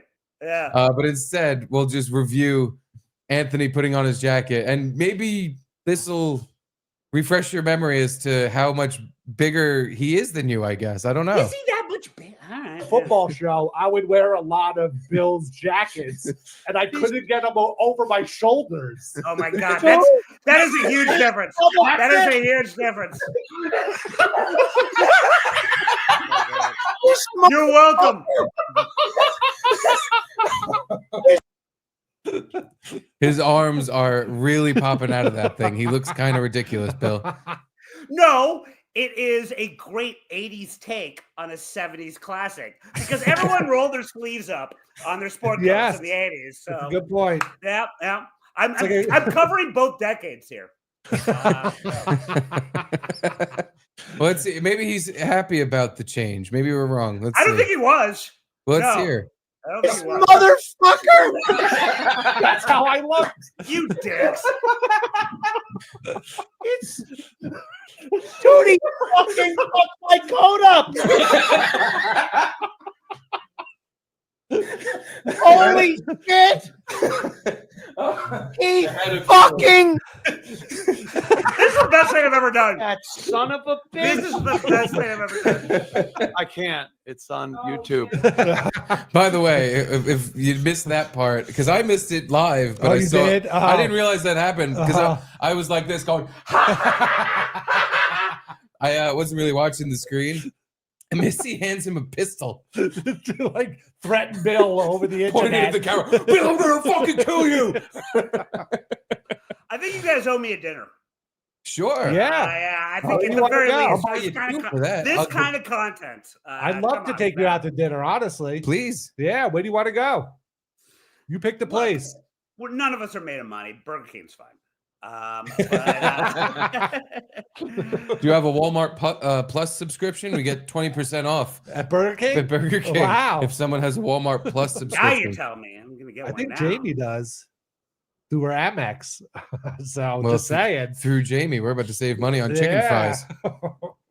What else did he say though? I don't think that's where his comments on the Well- jacket ended. One other thing he said after this that we saw a clip of was he still sees the jacket. I guess it's like in his closet now. So whenever he goes to get dressed, he sees the jacket and he like touches the seams and is like, you can't untailor this. I don't know how you could do this. Yeah, you can. Of course you can. He doesn't understand how tailoring works. There's a stitch in the back and undo the sleeves. Fucking, you can see my reading material. Wait, is that the Jaws book that you're selling on the bull market? No, I took it off the market because Oh.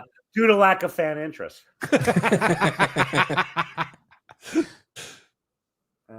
Wow, you're looking good. I found out that it's first edition, but not the kind of first edition that collectors go for. Of course. There's like a more first edition than this one. Oh, God. No. Well, if it's not the original first edition, isn't it? It's then- still worth more than that coat. Well, not to this man, who. Well, I think he was happy after this. Oh my god! Yeah. So I had it a up. feeling. Holy shit! He had it tailored.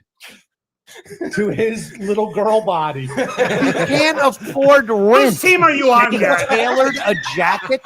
That was the thing too. He said it cost over $100 to get it tailored. That was a question I had. How much did it cost to tailor and then ship? What was the total cost? Well, I'll tell you, I might have exaggerated a little bit with the $100 thing, but it was still a lot of money. But I do believe this to be true. I almost think I still have the receipt here somewhere in my pile of receipts. Missy was so fucking up my ass about this thing that I did like speedy delivery type thing. That was like fucking $80 to send it to South Carolina.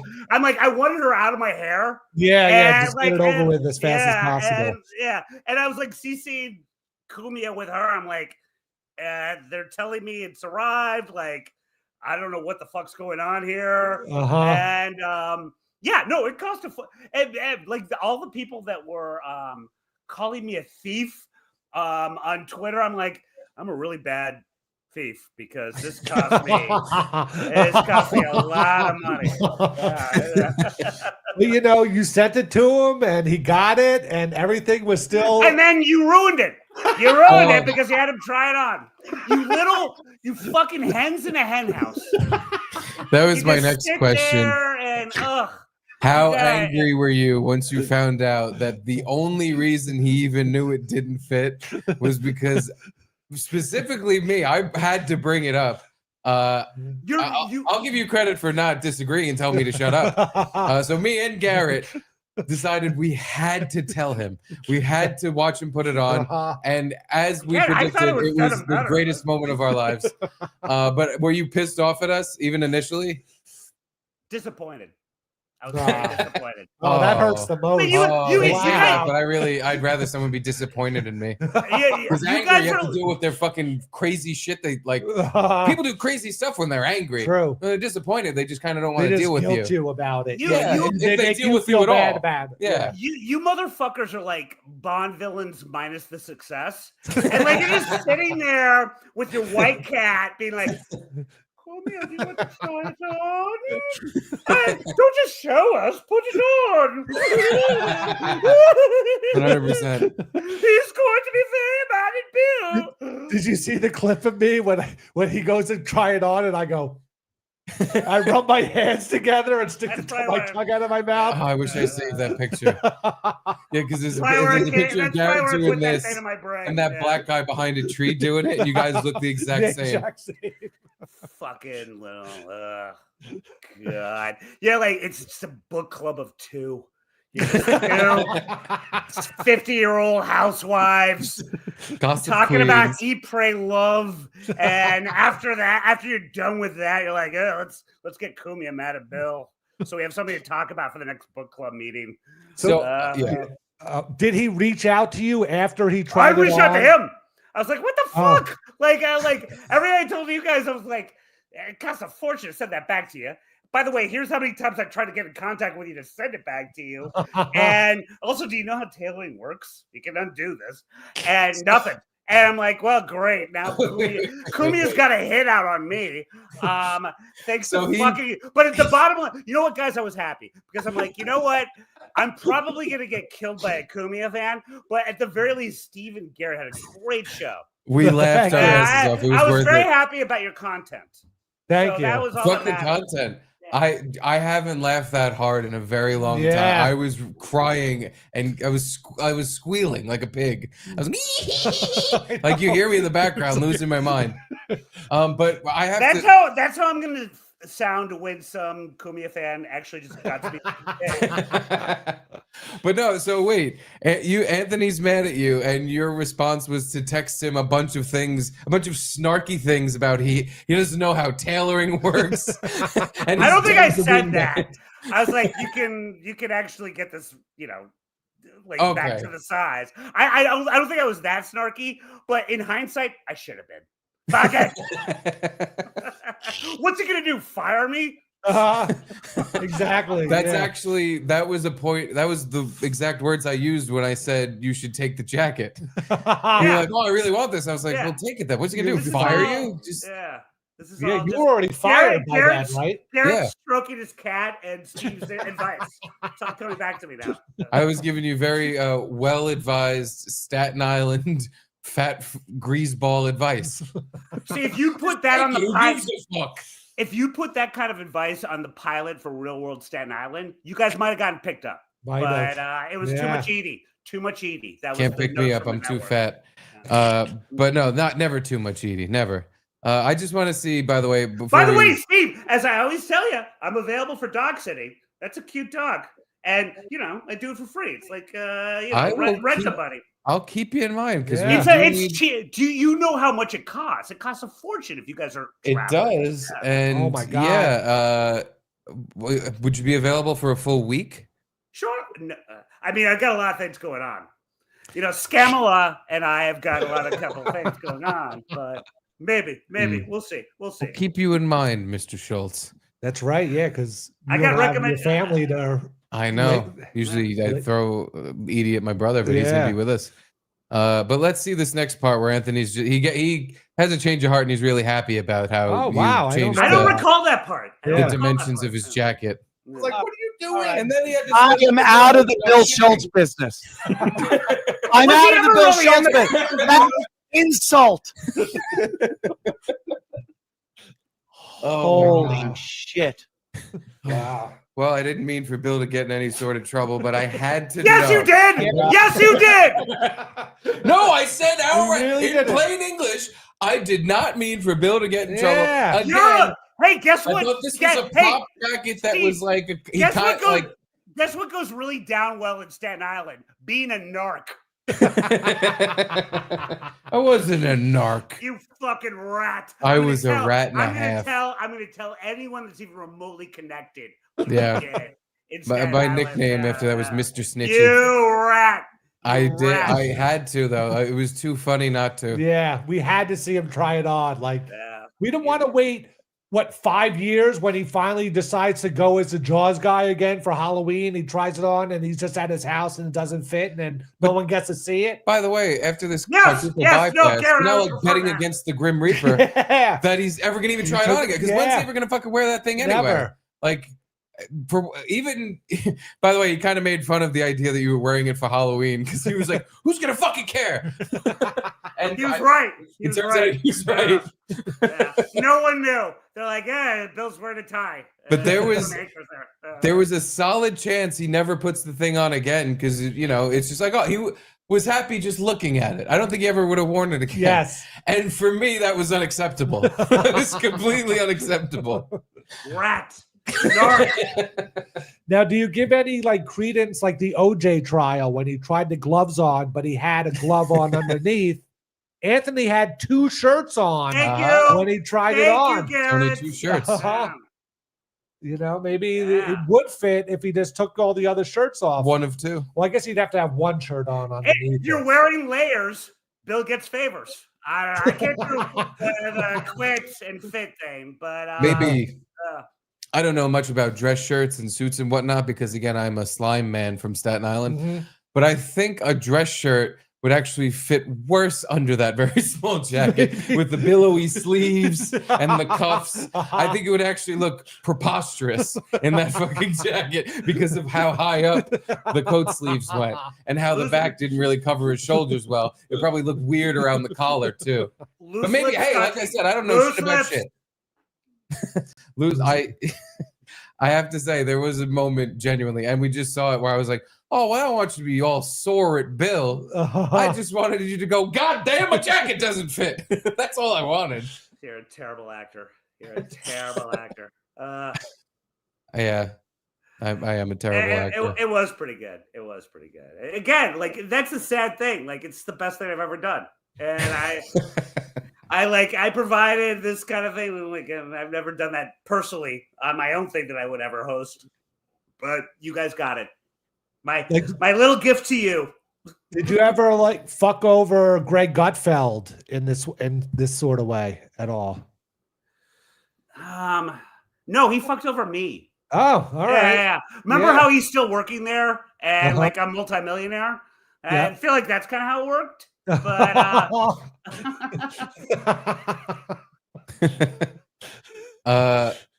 Well, Justin agrees. Happy birthday, Justin. Happy Steve's been birthday. living with mice so long he became a rat. thank you, Steve. You're sorry, Justin. You're my new best friend. Thank you. And Bob Fan and Patrice, did you get the OC switcher and are using Mevo via NDI? It all looks great. Thank you, Bob. Yes. Yes, I did. And I'm using the Mevo for EDCam, which, to Justin's point, and someone I think said it earlier, it could be mouse cam at any point. Any point, yeah. Although, again, I haven't seen a mouse in fucking, it's Yeah. been over a month now at least. What do you use? Do you do the glue traps? No, I was doing snap traps. The ones, the glue ones work, man. the snap trap ones work too, Yeah. and they're convenient because what I would do is it would fucking clamp shut on either their head or leg, and they were still kind of alive with the leg.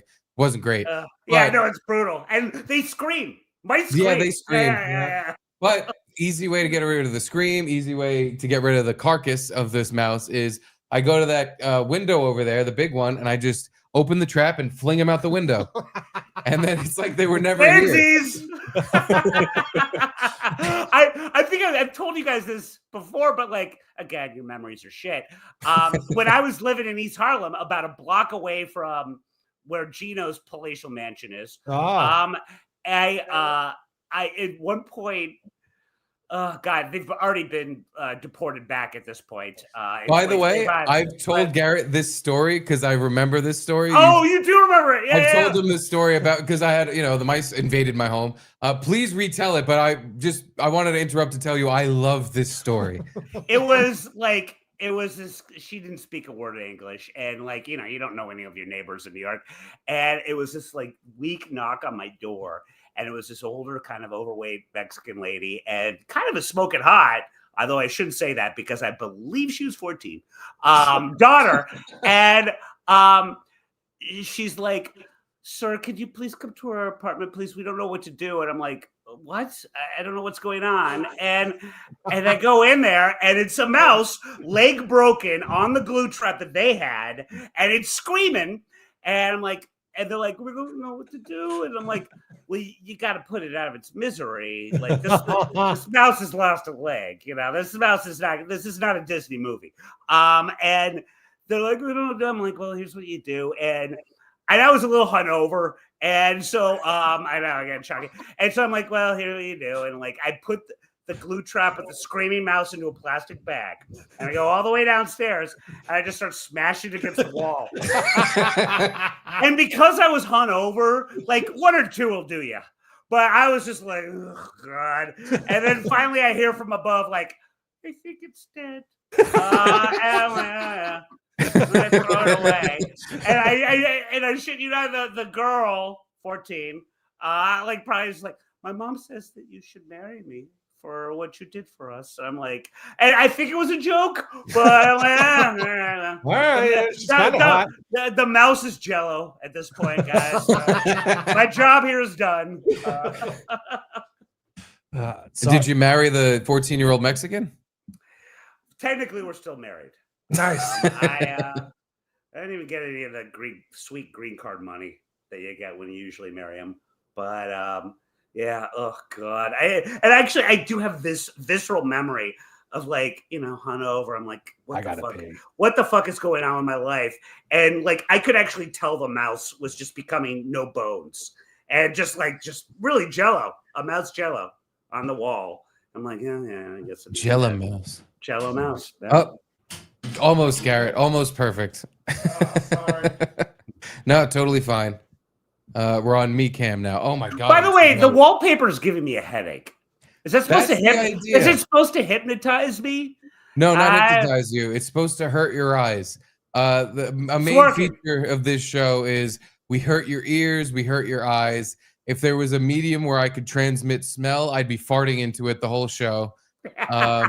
This is supposed to just remind you that no matter how great the podcast you're listening to and watching is, it's not a replacement for just going out and dealing with pieces of shit in real life. So it's just a constant reminder. It's a constant pain on you. Is that sort of a veiled way of saying pieces of shit like a guy that steals a Jaws jacket? Is that what you're saying? Is that what you're saying? No. Pieces of shit that steal Jaws jackets get $10 super chats from Win at All Cost. I love you, Win at All Costs. See that? He likes the bull. And he's never going to get the shows. To a weekly spot for bull. God bless you. This guy's never getting the Schultz. No, never. He knows what's up. No, that's a high quality YouTube member there. Thank you, Win at All Cost. Yeah, I would say your best bet, Garrett, to getting back into the nest. Oh, you're moving. Now I'm gone. The real world. Yeah, I was on that. No, here, hold on. I'll switch back to the other one. You can move that one. Guys, Steve stopped being polite, and Garrett's starting to get real. This is, Real world. I think we can reboot this. Staten Island. Yeah. Oh, the dog's really sleeping now. Now the dog is Real out Edie! cold. She is Going in front of the camera. painfully asleep. By the way, I hate to say it, I think at this point I sleep more than Edie does. She's barely awake. Oh.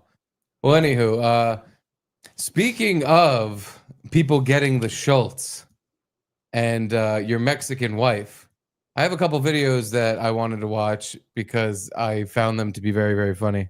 Nice. And Bill, I'd be interested on your take because I know.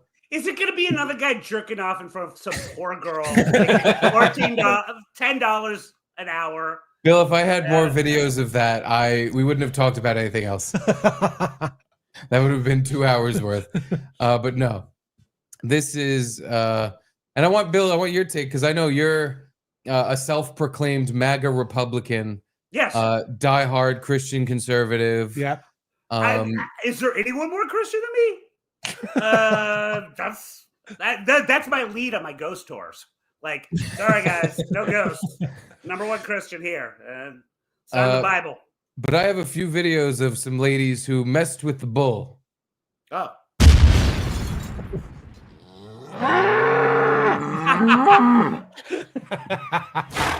And wouldn't you know it, they got the Schultz. I miss it. God fucking five man. Now this is a not that new phenomena, but after Trump got reelected, it's been all over social media. Is people crying on camera and then uploading it, like Selena Gomez. Yes. Well, I have. Although That. she took it I guess down. we'll start with that one. Okay, yeah. I guess we'll start with that one because yes, Selena Gomez is in this. I have a pile. I'll call it a shit pile of videos of women crying because of something that's going to happen to a bunch of people they don't know. They don't know. Yeah. And by the way, before you start with that, and I'm well aware of this phenomenon, this is what's wrong with my entire career trajectory. Because, like, I like Twitter because I can bitch about the White Sox to the 3 other people that are White Sox fans that want to bitch back with me. What I should be doing is just crying about something. And it's like fucking millions of hits. And I could cry about the White Sox. Like, oh, God. Could you cry like Selena, though? Oh. So she's a little upset because She's people she's that the look weak like link and her only murders in the building, I will say. are being deported. Shots fired. I mean, that's not really though, because it's like packed with celebrities. With fudge too. Yeah, Right, but like- she brings something to the table on that fucking show. Yeah. Well, what does she bring to the table in crying about deportations? Let's find out. Just wanted to say that I'm so sorry. I gotta start doing this. Only people are getting attacked. My people. By the way, you know who would be great at this? And I'm surprised it took us this long to bring her up. Joanne. Joanne should do one of these videos. Yeah. He has no feelings. I No, don't but care she's how an good of an actress. actress. She's Yeah. You think Selena's really this upset, or she's just like, oh, this will work because Uh-huh. my last Right. name is Gomez. So, yeah. I'm like Louis J. Everybody respects me for my Puerto Ricanness. Valid. Very valid. No, but Joanne could absolutely throw this in her acting reel, just her Yeah. crying on Twitter about people getting deported. No, I'm in. Yeah, that's great. But And yeah, I like seeing her cry. let's see. I don't understand. I'm so sorry. I wish I could do something, but I can't. I don't know what to do. You know what's funny? I feel like that guy that gooned and then killed himself made a similar video, but then he just killed himself and never posted Oh, it. I wish. Because this is like someone who just came off of drugs and they're crying about fucking nonsense or she's drunk or something. Uh-huh. Because you're just like, what are you bawling about? Is Well, she but even crying? Are there tears actually? You know what I'm saying? Or is it just I can't Well, you know, tell. they have the things in pretty eyes. She did the crying thing where she's just not saying words. Uh-huh. Blubbering. You told me, but I don't want it. Well, but I love the fact that she said, "I wish there was something I could do." Honey, you are doing something. You made it about you. Yeah, Yeah. By the way, billionaire bitch. Apparently she's loaded. Go She's buy a some full-on Mexicans. You can fucking purchase people with the amount of fucking money you have. Yeah. Go bring them in. You can get all their paperwork done. You can literally buy their way into the country. True. Wish there's something to do? Spend some money. You can do a lot. You Or know, shut the fuck up. Hire them to be your gardener. It's not like ICE is going to come to Selena Gomez's house and raid it, at least right away. Yeah, turn your mega Buy him some mansion. time. I mean, in Staten Island, they'll buy a 2-family house and put 50 people in it. Oh Your mansion can house hundreds. my God. How many Just- bedrooms does she have in her mansion? Hundreds of people could live in your house instead of being deported. And then you can deal with all the rapes and murders if you like. But fucking crying, I promise you, it didn't help anything. No. It's hardening people's stance of, yeah, this is bullshit. Like, not everybody that comes here is nice. No. It's just a cold, hard fact. It sucks. I'm starting to get some ideas here because, like, when I would be at my worst as far as like sun damage is concerned, and almost getting kind of vaguely black, and with my crappy facial hair, I swear to God, this has happened multiple times. I've been in Miami, and people will come up to me and go, "Hablo inglés?" And I'm like, what? And like they just thought I was like Cuban or something like that. I'm like, I'm going to just knock on Selena after I get a proper tan. Knock on Selena's door and see if she can help me. Yeah. Say, me no that's no perfect. wanto deportation. I don't know if that's Spanish. She won't know Spanglish, either. She'll think you're fucking. Oh my God, he's directly from the. Me no wanto deportation. And when she's like, "That's not Spanish," she's like, "Yeah, I'm from Colombia. We speak a different dialect down there, bitch." Congratulations, Oscaro. Oh, you nominated. Congratulationario. If you've ever seen Along Came Polly, that awesome Ben Stiller, Jennifer Aniston movie, Philip There's- Seymour Hoffman. Philip Seymour Hoffman. Is he's a great comic. He's a great comic actor. He's funny in that movie.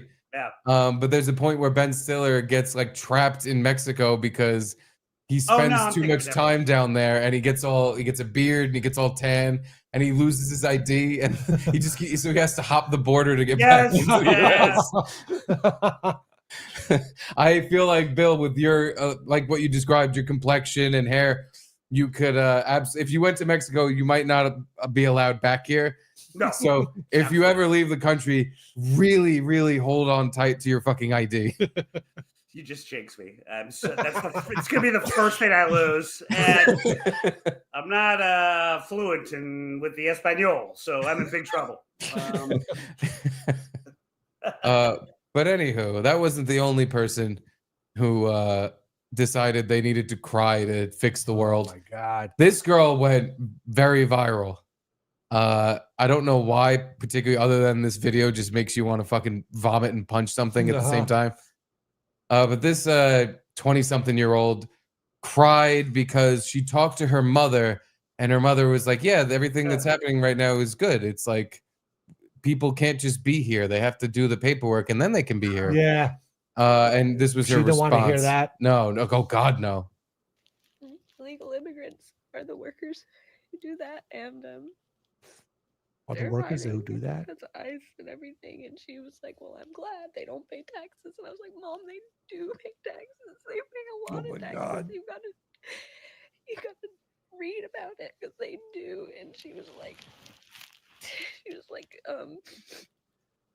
By the way, what's she sitting on? Sounds like she's sitting on a bunch of old newspapers. Or she's wearing a diaper.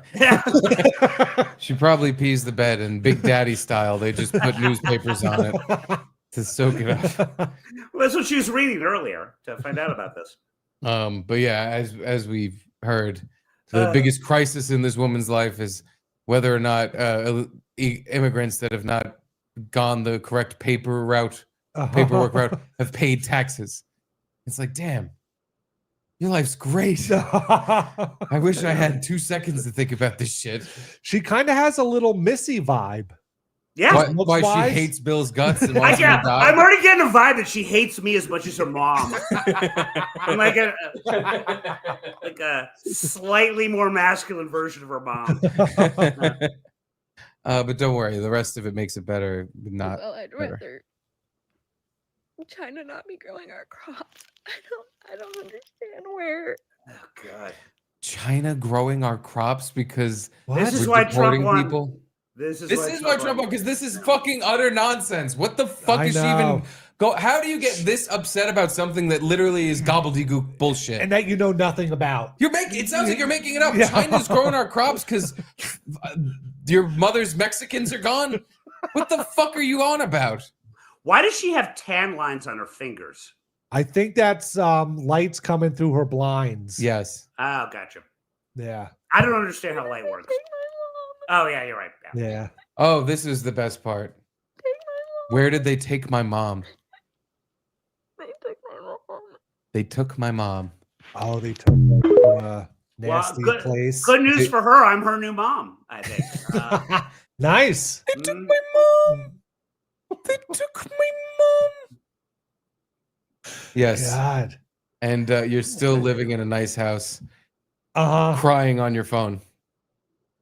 You're not gonna believe this, but I gotta start. you're gonna emoting be more on fine. social You media. annoying bitch. Is this like a Gen Z thing where you want to cry, so you take your phone out and film it? Garrett, I'm so Yes. glad. It's like you knew the order I had these videos in. So glad you asked that because no, it's not. And this woman is actually somehow more dramatic Oh than my the God. It's like that girl in the first video grew up, became more unbearable, and started living in another alternate dimension where Wait. a bunch of bullshit's happening that isn't happening. Is that me? We have similar heritage. This is Belina Schultz. Yeah, she's definitely Gen X, or could even be a boomer. Jeez. Yeah.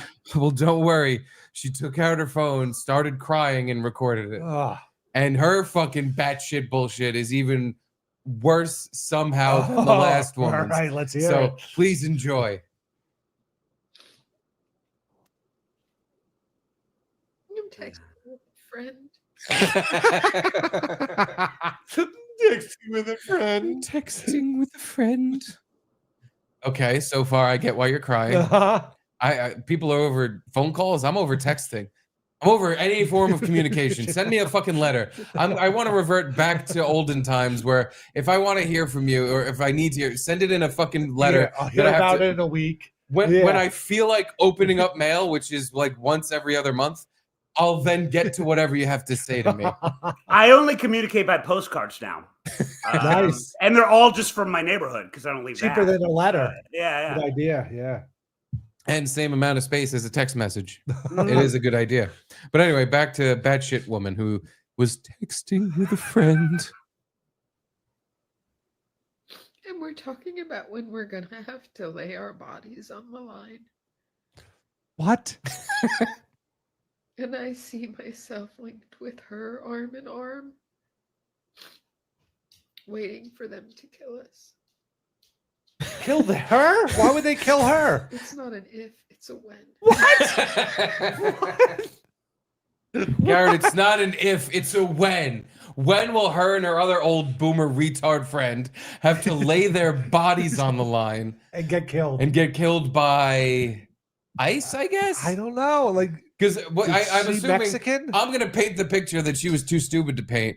She's saying there's gonna be a bunch of Mexicans getting roped up by cowboys with actual fucking cattle ranching ropes, and she's gonna have to lay her body on the line. She's gonna have to lay on top of a bunch of Mexicans. To save their life. To save their lives. And then she'll get killed. At which point, ICE is gonna take out the 50 cal and just fucking Wow. lay waste to everyone.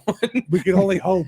I swear to God. As you guys firmly and repeatedly established at the beginning of the show, I have AIDS. Yes. Where is my TikTok videos for people crying for me? No one's emoting for the fact that I'm living with AIDS. But yeah, Not dying of AIDS. not dying, living. Yeah. Dancing with AIDS. I mean, kind of dying, but yeah, where are my fucking videos? Jesus Christ! Yeah. And again, I look vaguely Mexican. True. I just I'm a can't- Mexican. I'm a Mexican dying from AIDS. Where's my videos? Come on, where's my videos? I just can't. The scenario where this dumb old woman has to lay her life on the line. I can't even picture it. Like, in what world? How is this happening? I don't like. She sees ICE coming to an apartment building, and she stands in front of the door. Yeah, And is like, "You're not getting in. These are our friends." and that's And then when they're like, the racist white man with blonde hair, blue eyes takes out a shotgun, just blows her head off. just fucking goes nuts. Like, that's it. Per the protocol, the response is gun to head. Yeah, that's how it works. Yeah. Well, no, you know what's gonna happen? The Mexicans are gonna call one of their neighbors over, and one of the Mexican neighbors is gonna put this woman in a bag and then smash the bag against the wall repeatedly until this woman turns into fucking pudding.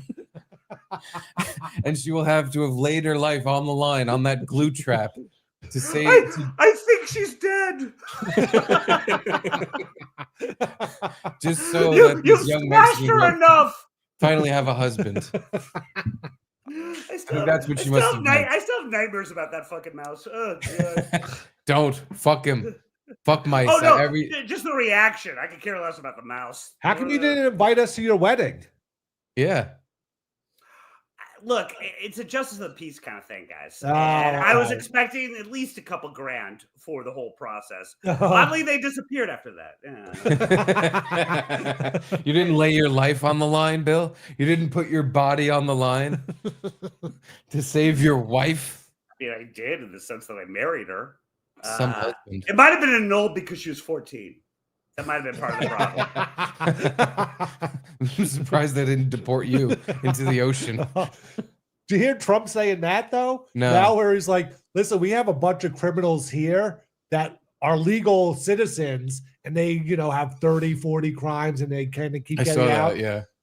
I want to send them out of this country and we'll pay like pennies on the dollar to send them to some shitty country and they can take care of them in jail. And we'll just get rid of them. I like the idea because, and we all know not everybody crossing the border was some fucking 10-time rapist. But no, all of them. There were people escaping. 100% of them. You're right, Bill. It was 100% of them. But no, there were people that were escaping prosecution from their country because they were fucking just leaving and coming here. And because we had an open border, you could just do it. Yeah. But I like his idea of like, hey, that's actually a good idea.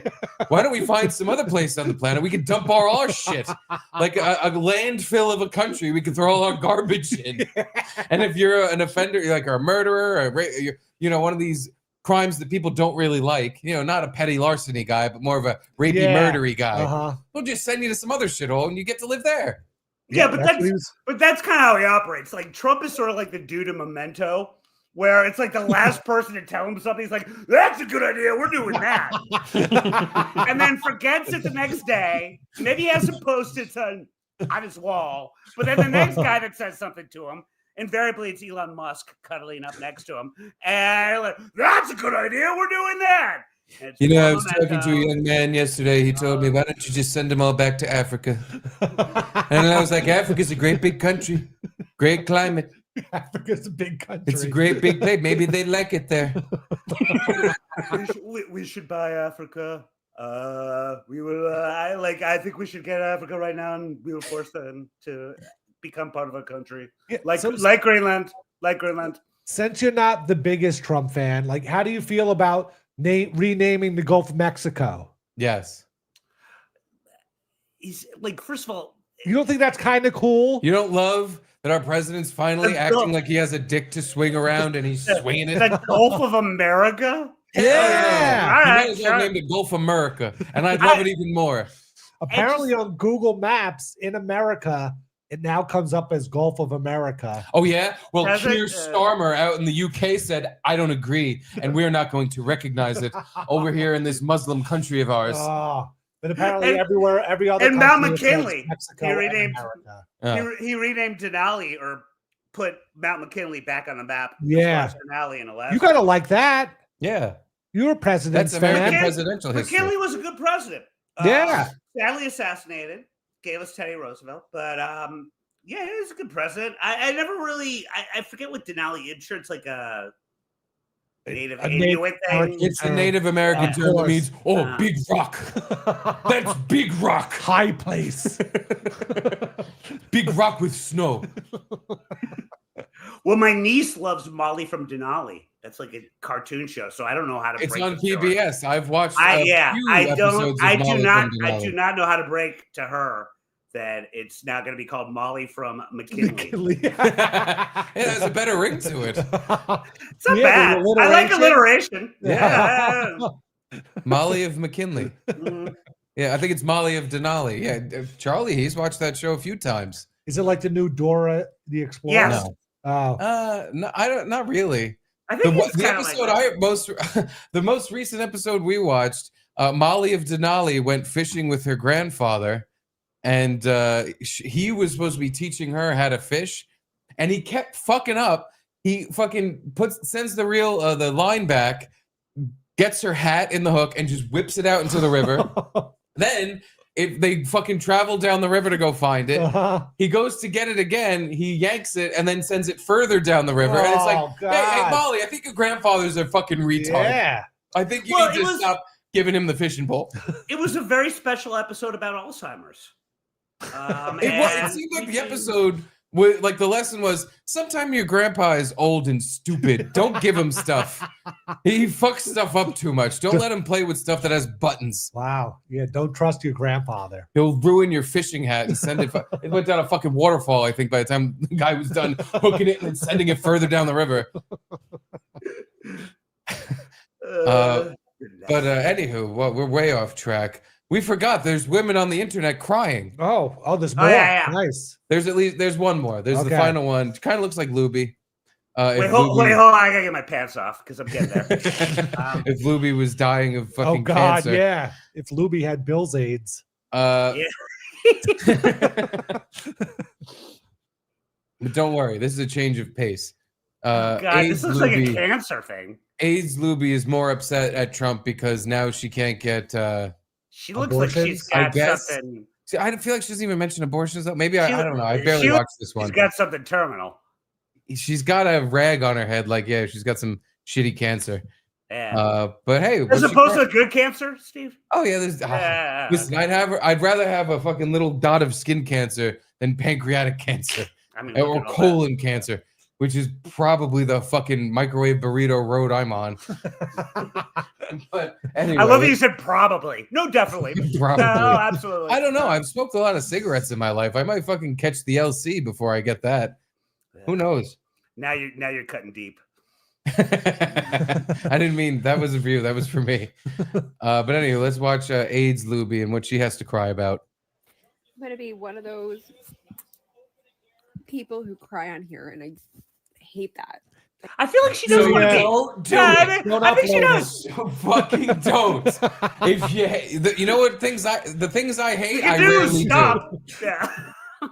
There's I don't see, unless like it's cropped right out of the frame, which it's a vertical shot, so maybe I don't see a gun placed on this woman's fucking head. She doesn't have to do this at all. There's no one forcing this. I hate when I search Twitter and there's just some guy jerking off, and then I'm jerking off while posting it. But anyway, back to so you don't want to do this, but because of Trump, who, by the way, this happened already in 2016. It's like everyone forgot we've been through this. I know. You're gonna live. Everyone's gonna be fine. But anyway, what are we crying about today? I hate that. I know you're doing it. You don't hate it. You know You know what I hate even more? what? It's like realizing that like there's a war against women here. I'm not saying that it's not all over the world. Like I guess my humanitarian like heart and soul. Oh, what a good person you are. It's having a really hard time. Oh, God. No, you know what the problem is? You haven't been having a hard time. And that means two things. Your life is probably fine. If not, I'm sorry that this is your outlet. Uh-huh. Also, no one's been fucking your brains out. Yeah. Because This is how you act when you have a You fucking would be dry distracted. clam. Uh-huh. Per her hat, I feel like someone's been fucking her brains out. And that's the only thing that can keep the brains in. I think you're wrong on that. I withdraw my statement, Bill. You have made a valid point. I take it back. Back to the crying woman with, what is that, a Corvette on her sweater? Yeah, it looks kind of like it. I don't know. Who cares? On your first day, and I pray to God it's like some sort of like glitch or like update, but reproductive What? rights.gov is gone. This is all about a website giving her the 404 error. Wait, what is that last line? Is it what's gonna end? Like, when is it gonna end? When is it gonna end? When's it gonna end? PlannedParenthood.com going to be taken down next. How many more websites will be removed while he once again cannot ban it federally? Yeah. Will not ban it federally, and it is a state's State issue. decision. Yeah. Makes no sense. Maybe not on the website. I guess it's not a state's decision whether that website exists On the or not. federal website, yeah. Just turn that off. I want that website gone. Nobody gets to look up reproductive. That was kind of impressive. Like all the DEI federal websites, like the day he took office, they were all out. Like someone like was ready on the ball to just like cancel all these things. They knew what they were going after. It's a bold new world. Hold on, Steve. I'm sending you something. 1 second. Ooh. Oh, right. It's First not, of all, it's not that great. no, well, you sent me, unless this is the same video, you sent me a cameo that I have ready to go. I forgot to pull it up earlier. Oh, you don't need to do that. It's funny because it's Ozzy Guillen shirtless, but I don't know. It's not that great. I think that sounds hilarious. I think we should play both of the bull selections. Yeah. Well, hold on. Let me first go to what you just sent me. Is he still the? It's a weird story that's based on Lisa Simpson talking about a certain relative of mine. He's still Is the it just the- manager of the White Sox. Ozzy Guillen? By the way, I wish. I honestly don't know. Now he does the pre and post game show Oh. for the White Sox. Yeah, he hasn't managed for a while. Unfortunately, we could use him. Yeah, I'm sorry too. And it was magic hearing him say my name. Buddy of mine got you don't need to play that one, but like this is a weird thing I'm doing tomorrow.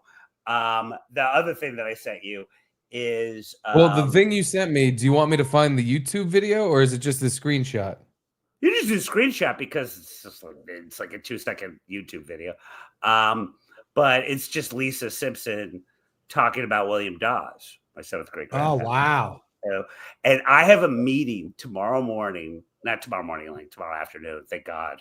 That the Paul Revere House in Boston is going to interview me about possibly doing a speech about the lesser known writer known as William Dawes.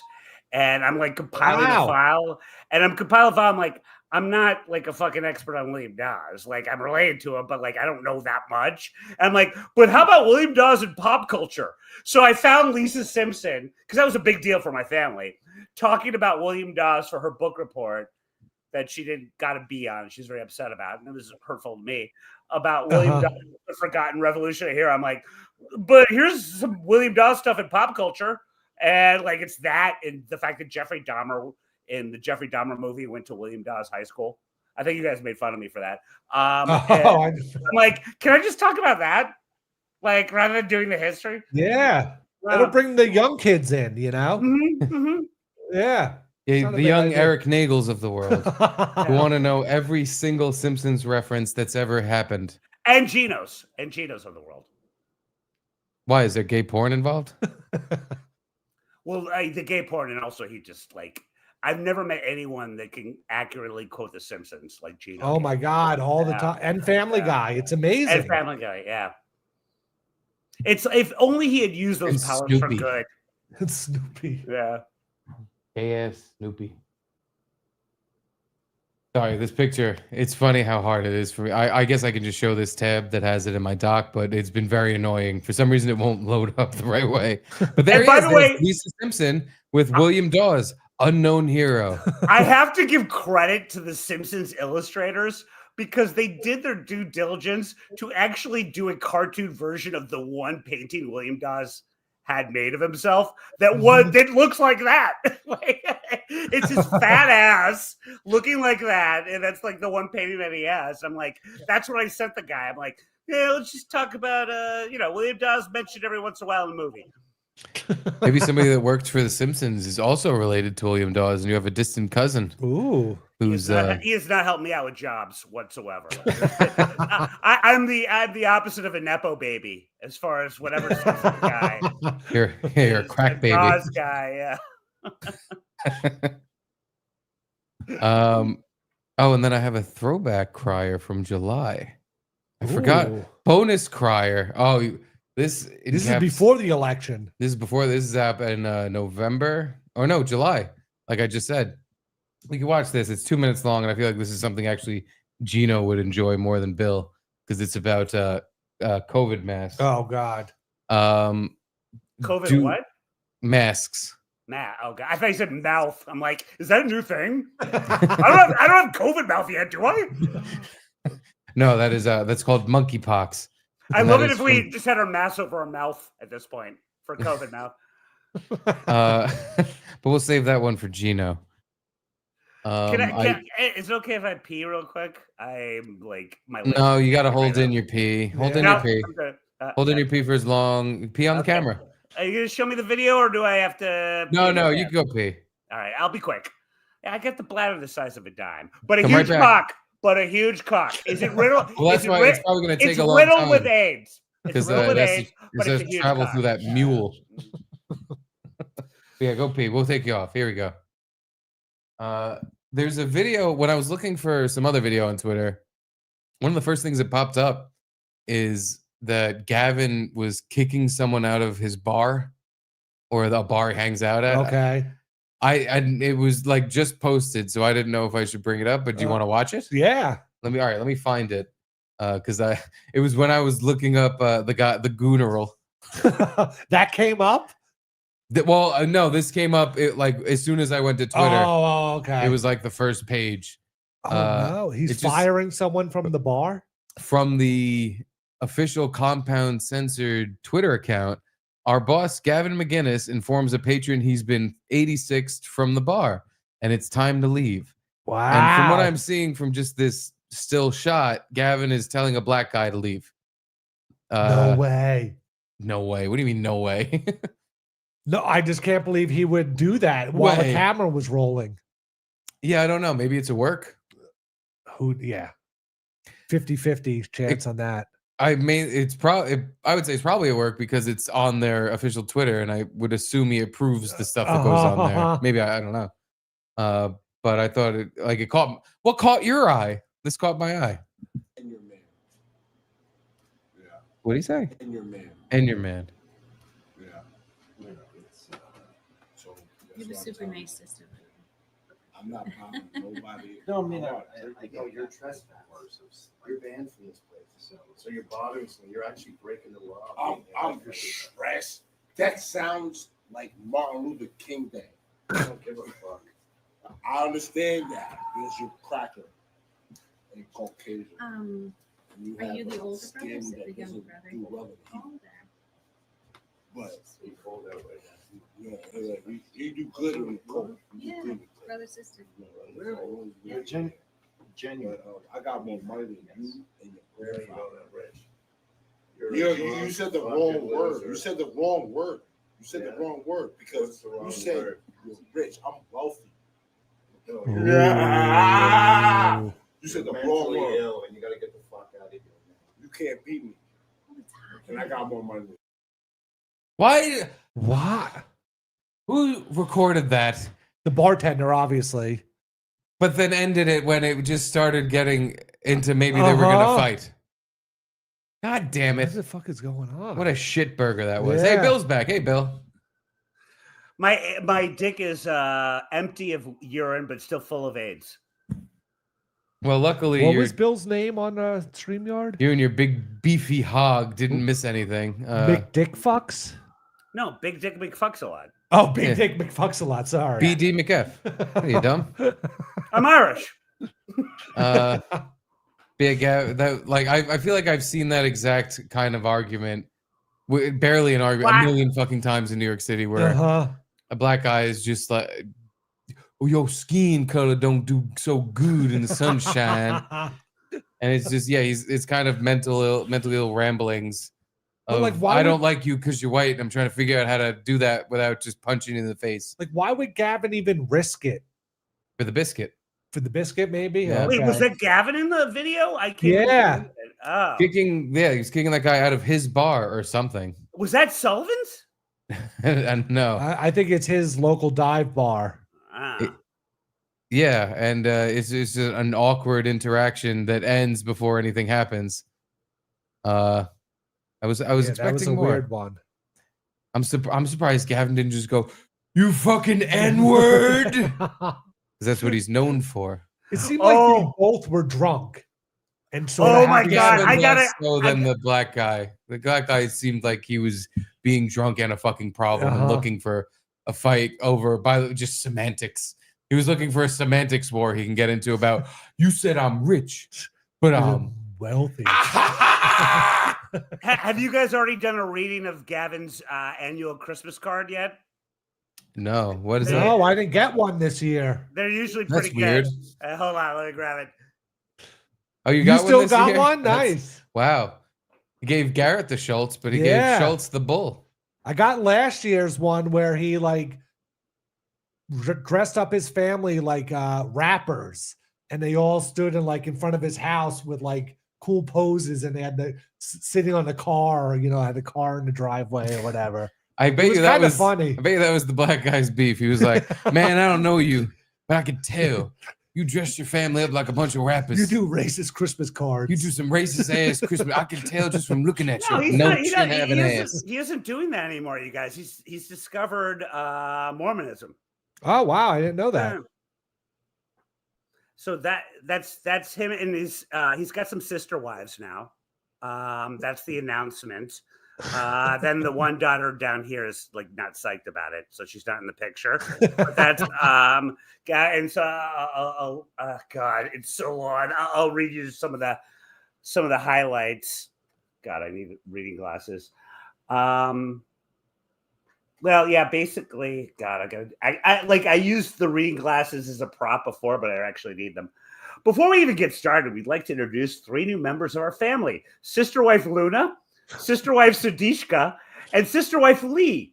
All 3 are new as celestial plural marriage as we are. That's right. We have embraced the teachings of Joseph Smith and joined the apostolic United Brethren Church of Jesus Christ of the Latter-day Saints, righteous branch. Obviously, this includes a form of monogamous polygamy, which we realize probably comes with a million questions. Don't be shy. We are dying to tell you about our new faith. We get that it's officially, quote, not normal. I'm sure many assume Mom wasn't excited about it at first, and that's pretty true. But she did love her Pinot Grigio. But within a new time, she was out there on the wife hunt. Luna calls her the sister wives magnet, but we prefer CEO of mergers and acquisitions. LOL.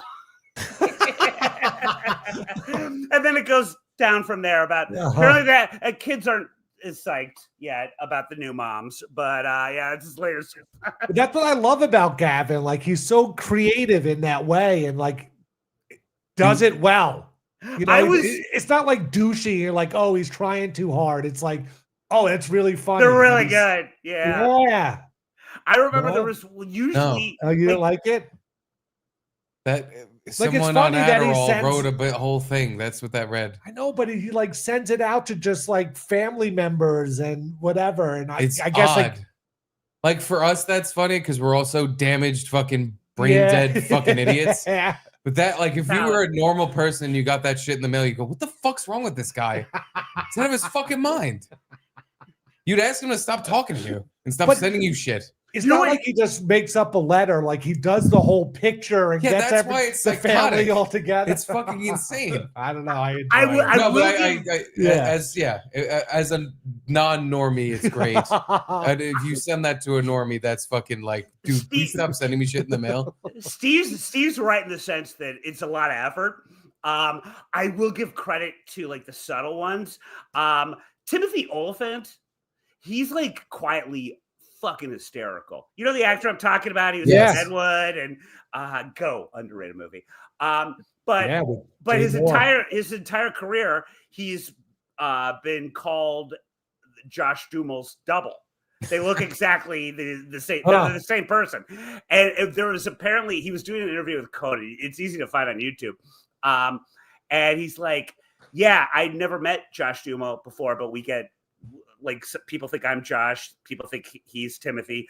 And there was this sort of like Dodgers charity thing with like celebrities, and I finally bump into Josh with my entire family. And we both look at each other and start laughing, like, because, you know, I get that I'm Timothy. And he's like, do me a favor. Let's take a family pic, but you are just with my family. And Timothy just sent out the Christmas card of Josh Duhamel with the family. And apparently his own mother was like, put it on the fridge. And was like, oh, doesn't like Timothy look handsome there? And like Timothy's brother was like, Mom, you realize that's Josh Duhamel. She's like, well, I did think he looked taller. Like, and by the way, no effort. Unlike what Gavin does, and kind of brilliant. Like, he said that he sent that out to everyone. That like, there's like 3 people that commented, like, "Wait, that's not you." Like, everyone else is just like, "It's a Christmas card." Yeah, like I have a friend that sends out single-spaced front and back 2 pages letter about like their year. And it's just like, and some of the stories are kind of entertaining, maybe just like, oh, the predicament they got in. But then it's like, ugh, who cares? Yeah, But when what the Gavin fuck? sends this out, it's like, all right, now it's like It entertainment. is funny. Yeah. Yeah, it's very funny. Yeah. I guess. Yeah. We've, you know, now that we have our young boy, we've sent out Christmas cards, but there's no, it's I like didn't Merry get mine. Christmas from the Contis. Yeah. And it's just pictures of Charlie. Boring. No, it's not boring. Boring. I think I like it. I like it when it's the whole family. I don't just want the kid pics. I want like the whole thing. Yeah. you guys are fucking lonely weirdos. That's why you want someone to send you a fucking story in the mail. I'm not on normal Facebook. people just want like, Steve, oh look, the kid's this is growing my up. Here's him in a Facebook. Christmas setting. I'm not You need on a whole Facebook. fucking made up story bullshit thing on a Christmas card because you have nothing going on. There's a fucking that's insane to me. I would look at that if I got on the mail and go, what the fuck is this? I don't know. I mean, I always look forward to Gavin's Christmas cards. I was excited. I get it. Garrett, do you remember one year? I get the audience that fucking loves it. Again, we had a fucking pile of Christmas cards because, you know, Caitlin's a normal and they're person. all the same. They're all the same. Yeah. Totally. But I don't even want them to begin with. I don't fucking need True. I don't want any of this That's shit. the thing, though. So when you get one that's like actually creative, you're like, all right, thank Oh God. yeah, totally. Yeah. Yeah, Well, creative. Someone fucking puked autism onto a postcard, and I have to read this fucking 6-paragraph pile of bullshit. Well, Garrett, do you remember there was one year? This is like before fucking Gavin discovered Photoshop, and he like rented. He was like a crypto billionaire in this one or something like that. I don't know. And he had like there was a Lamborghini. There was like it was like 500 cars. Yeah. And I remember I was like having drinks with him. And he's like, yeah, like we had to rent the Lamborghini. And I'm like, are you kidding he puts me? into these things. They were Yeah. acting, I'm like, you can just cut and paste. And like it cost him a fortune to do that one. And I'm like, oh, good Lord. Like But that's what I appreciate. Kind of like the 4chan thing where it's like you put in all this effort for no reason except to make lulls, except for the lulls. I guess I'm just trying to not like it because it's his. But I get it. I get you. Yeah. It's good. It's funny. We Especially switched them. that story definitely switched me over of him actually renting a Lamborghini to take. No, it was just a Lamborghini. I'm trying to remember the other cars. Inspiring. It was That's like inspiring 4 to me. cars. I want to now like rent a Rolls Royce and take pictures of Charlie in the back of his Rolls Royce. Like I want to just steal his idea basically. And but then I'm gonna send it to all the people I know, and you, Bill, you're gonna get one next year because I feel bad now. Yeah, and then I'm gonna go, and here comes the payoff. Wow, why did I do all that? For fucking what? Fair. So Garrett can have 3 giggles. I'll get 3 giggles out of Garrett after renting a fucking going to exoticrentals.com, getting a Lamborghini for 2 days. Because they probably don't let you rent it for a day. I mean, I liked your Christmas card this year, but honestly, Oh! no giggles. You got a giggle. The picture of Charlie with the Christmas lights covered in milk, crying. That didn't make you laugh. You're right. I would have liked to have seen that. It was a total accident. We went to give him his milk to calm him down, and we just dumped it on him, and he just fucking was like, and we took a picture. It was hilarious. You're right. I take that back. I did not have to rent a Lamborghini or write a fucking 6-page story. I was just like, look, we accidentally spilled his milk all over him, and then quickly snapped a photo because in this like nice little Christmas setting, he was going. That sounds delightful. I'm assuming mine has still not yet been delivered. Gino the just mail got is his. bad in Manhattan now. Gino just got his on Thursday, so I apologize. It's in the mail. Bill, you seem to be friends with a putz from Staten Island who's kind of stupid. I don't know if you're aware of this. I'm serious. Like this is my Facebook. It's the only way I'm able to. Not that I care, but like remember a lot of my friends back from Chicago's like their kids' names. Because again, I'm not on Facebook. And so like they'll have the kids' names on the card. And I'll have it up. I'll have all my cards up until like, I don't know, March. But I'm like, that one's named Betsy or whatever. Like, but like that's my Facebook. Like I'm like an 83-year-old aunt that I don't know what Facebook is, but I got the cards. Isn't that funny though? Like, I have friends, and they have kids, and maybe I've saw the kids once, and I'm like, but every once in a while I'll be like, just in my head, like, oh, what's their kids' names? Just in case I talk to them and have to ask them how the kids doing. 1,000%. Oh, Grace and Catherine. That's what it is. Yeah, okay. The guy. Hold on, stop the presses. We have Jose Delgado checking in. Boy, he must have been to a casino recently. Yeah, he's been throwing the big boys around. Oh, morning, hey, boys. Do I get a cut in this? Yeah, sure. I'll send you some cash. I see you have the bull on. Can't wait to catch up and hear about Jacket Gate. We cover it. We covered it. Jose, There's not much to catch up on. Well, Bill, it was the 60 minutes of Jacket Gate. I will give these guys credit. It's like I was being interviewed by Barbara Walters. It was hard hitting. Since Jose gave us a fucking nice chunk of pay and say there, is anything we missed about the jacket situation? I'm trying to think. I wish that you guys had done your proper journalistic due diligence and gotten Missy on, because I would have liked to talk to her. I tried. I know you did. I know you did. She was otherwise occupied. Pussy. The funny thing is, I feel like if we just asked her to have her on, she'd probably be like, no, I don't want to fuck those guys. But just because I posed it with like Bill's going to be on, and I want to get your take on what happened with him. I want you to and I think that's the only reason she was like, I cannot partake. I cannot partake because I think she wanted to kind of fucking give you some more of the what they call in the business the business. She wanted the Schultz. She's going to give you some of the Schultz. Yeah, you're right. He's like, he calls himself the bull, but I'm going to give him the Schultz. No, I honestly, I hate to give her credit, but I will say that she went on like Keanu's podcast, and she wore the coat. Like, oh, it fits me. And I'm like, I wanted to be pissed, but I'm like, it's kind of hot. Like the Mayor Vaughn thing on her was kind of hot. Yeah. Like, I almost wanted to jerk off in front of a Burger King. Like that guy. When I saw that. Yeah, like, some sort of drive. It was like weirdly hot. Like it was like a hot Mayor Vaughn. You wanted to start gooning to Missy in a fucking Mayor Vaughn jacket and then kill yourself? Well, yeah. Clip it, send it to her. Bill wanted to jerk off to Missy in the jacket. Clip it. When somebody else Barracuda, people say, what? When Bill Taylor's my boyfriend's jackets. We got a panic on our hands on the 4th of July. Oh, one question about it.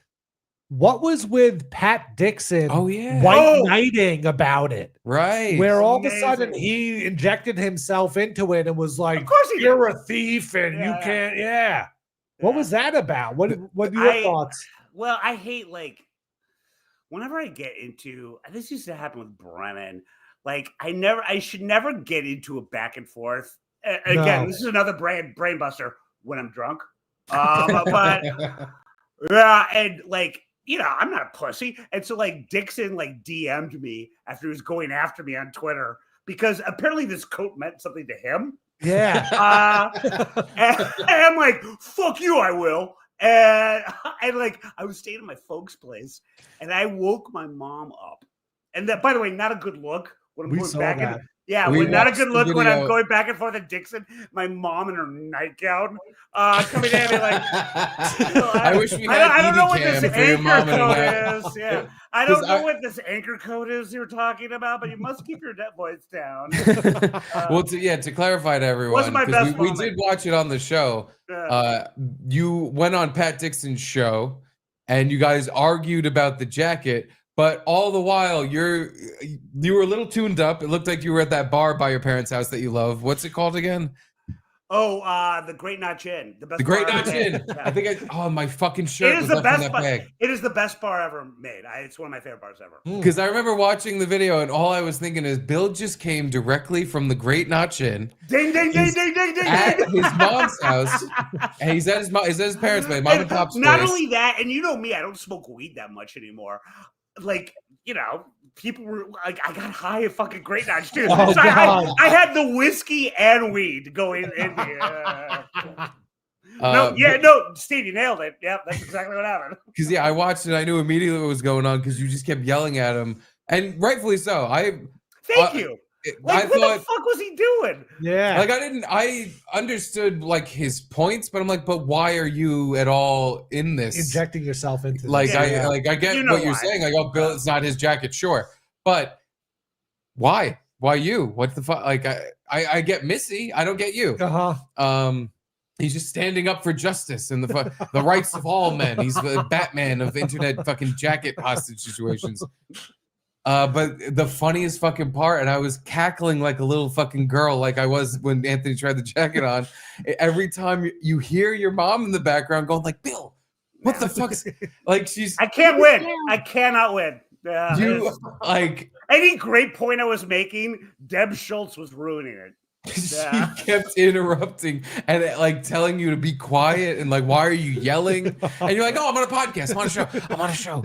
And then again, it was so funny because you would then start talking to Pat again, and you'd be like, yeah, and so it's none of your business, man, and that's why I don't want to fucking give the jacket back. And it's none of and like you would just start rising in volume the more you talked, and then here's Deb Schultz. Well, like I will give him credit on this one. Like at some point, I'm like, hey, you dirtbag, you're such an Adderall addict that you like begged me to sell you some. And I will give him credit on this. He's like, selling a controlled substance. Yeah. And I'm like, oh, fuck.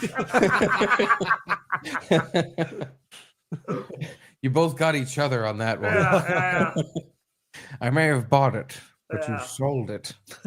And that's hey, I wasn't going to New York implicate City you crime because reports. I'm not a Staten Island rat like you, sir. I wasn't going to implicate you on that. True. Yeah. Also, by the way, you are not implicated because from memory serves, I gave it to you for free, you dickbag. You gave me free Adderall. If memory serves, it's an easy Christmas present. If memory serves, I said I don't want it anymore. Do you remember? Yeah, it was like Adderall became your cigarettes. Like like every once in a while, Steve would like, it's been a long day. I want a cigarette, but after a while, he'd be like, don't give it to me. And it was the same way with Adderall. Like, yeah. When I was single, every time you offered me the Adderall, I would fucking take it, and I'd go home and start gooning. But once I was in a relationship and things were progressing, and I would, dude, sometimes I would take them from you and just give them to the other guy in the booth with me. I like wouldn't even. He would take them. He would take them. By the way, that was rare. I think I might have done that once or twice. That is such a smart move, and that's why your marriage is going to last. Because like the thing with Adderall is like it does work. Like it does make you focus, you get shit done, all that stuff. But I didn't get it shit makes done. it makes you Pat Dixon, case in point. It does make you angry. And like Dude, if you are on Adderall and trying to sustain a relationship, good luck. Dude, that's the thing. Like any argument is going to be tenfold. So when I was single and you allegedly give me some fun candy, good save. I would go home, save, I would jerk off for 2 hours, smoke 100 cigarettes, smoke a bunch of weed, play video games, and have the night of my life. I wouldn't do anything productive at all. Just be a degenerate. I would be king degenerate. I would do a million things at once that were just all me fucking hitting every little pleasure center in my brain as many times as I could. Yeah. Then when I was in a relationship, I did a few times, and I would save it for when Caitlin was gone and like out for the night, working or whatever. But then when she would come home, I would be just the most paranoid, fucking up her, like my own ass, like everything's, she's fucking me over with some of this other thing. Like she was up to something. She knows I'm up to something. She knows I was up all night jerking off and smoking 5 million cigarettes and fucking play like everything. And it got to the point very quickly where I'm like, I'm not doing this. This isn't fun. Yeah. This is a fucking, I have like these 2 hours or so of fun that feels like 5 minutes because of how fast it flies by. And then the rest of the night is just me just, oh God, I'm doing something. She's doing something. And that the worst part was not I'm doing something. It was like everyone. Like I like would come into work next day just looking at everyone sideways like, what are you up to? How are you fucking me over? What'd you say about me? Like I never noticed that from other people that do Adderall. Yeah, it's kind of a thing. It's kind of what it does to your brain. It's sad but true. Yeah. And like, you know, again, shockingly, I'm not much of a tough guy, but like if I would, and I don't like, I'll do it if like I'm on deadline or something like that. And again, it helps. But I would like every once in a while go to Compound and I pop one. It's a good hangover cure also. Yes, and it's a really good hangover cure. Like even if someone even if someone kind of looked at me sideways, I'm like, what the fuck is what's going on? I'm like, what are you doing? This guy's gonna kick your ass. Like, but I was in it. Like, no one's fucking with me, dude. Even though, like, you know, that's the thing when especially when you were burnt out on it.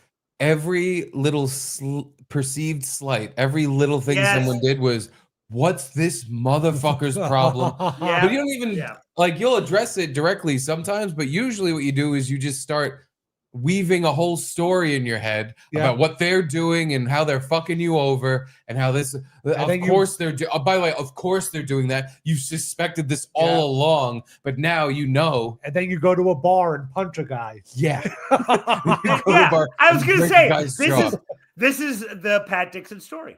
I think it's available on Lifetime right now. And you just described that now. Pat was sitting home gooning. And also, let's be very clear. Pat Dixon had a Adderall prescription, but he would pound them so much like M&Ms that he had to still come to me after he went through them.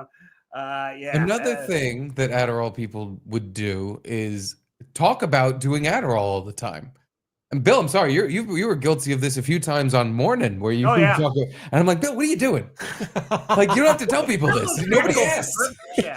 But like, I think Pat at one point told us that like he blew through his prescription in a week. Oh yeah, and like his whole body. He was just like searching for more and couldn't get more. And it was like on the air. He said this shit. It's just like, again, nobody asked. Like, you don't have to tell this to people. Well, like I told you guys, and Gino's over it now, clearly. But like, and I've talked to Gino about this a million times. Like, the thing about Adderall is like, it's good focusing again if you're on deadline. But if like with Pat Dixon's case, he had the focus that was, Gino fucked me over for having my ex on his show. I'm going to get on a subway. And he had 30 minutes to be like, this is not a good idea. But because he was so effed up on probably 60 milligrams of Adderall, the whole this is a bad idea that was not in his head. Didn't He even had come across his mind. Yeah. He had the tunnel vision of I'm going to Sullivan's and I'm going to break Chino's jaw. Because this is the right thing to do. This is the right thing to do. Yeah. And there's no conscience. No. And it's the tunnel vision of doing that. Not only the right thing to do, there's this thing that happens where when you're on that stuff, your brain just keeps finding new ways to reaffirm what you are now thinking. No. Like it's not like you get very creative and you're like, oh, and also he's doing this. Oh, and you know what? 2 years ago, that time he said that, he actually meant he was going to fuck my girlfriend. That's what he meant when he said that. And you now are putting pieces together of an 1,000-piece puzzle. You have 3,000 pieces for, and you're just jamming everything into every little crevice because you're like, oh, and you know what? He had her on also not just to cuck me and make me feel bad and fuck her, but because he hates me. And then you come up with this other line of, and this is what he hated me. He did this. That's what he hated me then. And you create all these storylines in your head, and you're just like, dude, I'm telling you from experience where 3 days later, because it takes a little while, even if you only take a few to get it completely out of the system where you go, wow, I was out of my mind. I was an actual crazy person. I just made a bunch of shit up in my head. And it was all true because I decided it was because I was, I was unlocked or unleashed. What's that fucking Bradley Cooper movie? Unlimited? Limitless. Oh, yeah. Okay. You feel like you're on the limitless pill and you're just like, I've unlocked multiple parts of my brain. Most people only use 10% of their brain. I'm using 400%. And that's why I'm coming up with all this. No. Well, and it's like, it's not like booze because like if you stop drinking for like a month, you're still going to have a pretty good tolerance. It's not like that goes away. But if you don't do like Adderall for like even a week, maybe even less than that, when you do one, it hits you like the thunder. Like you lose your Adderall tolerance like that. And it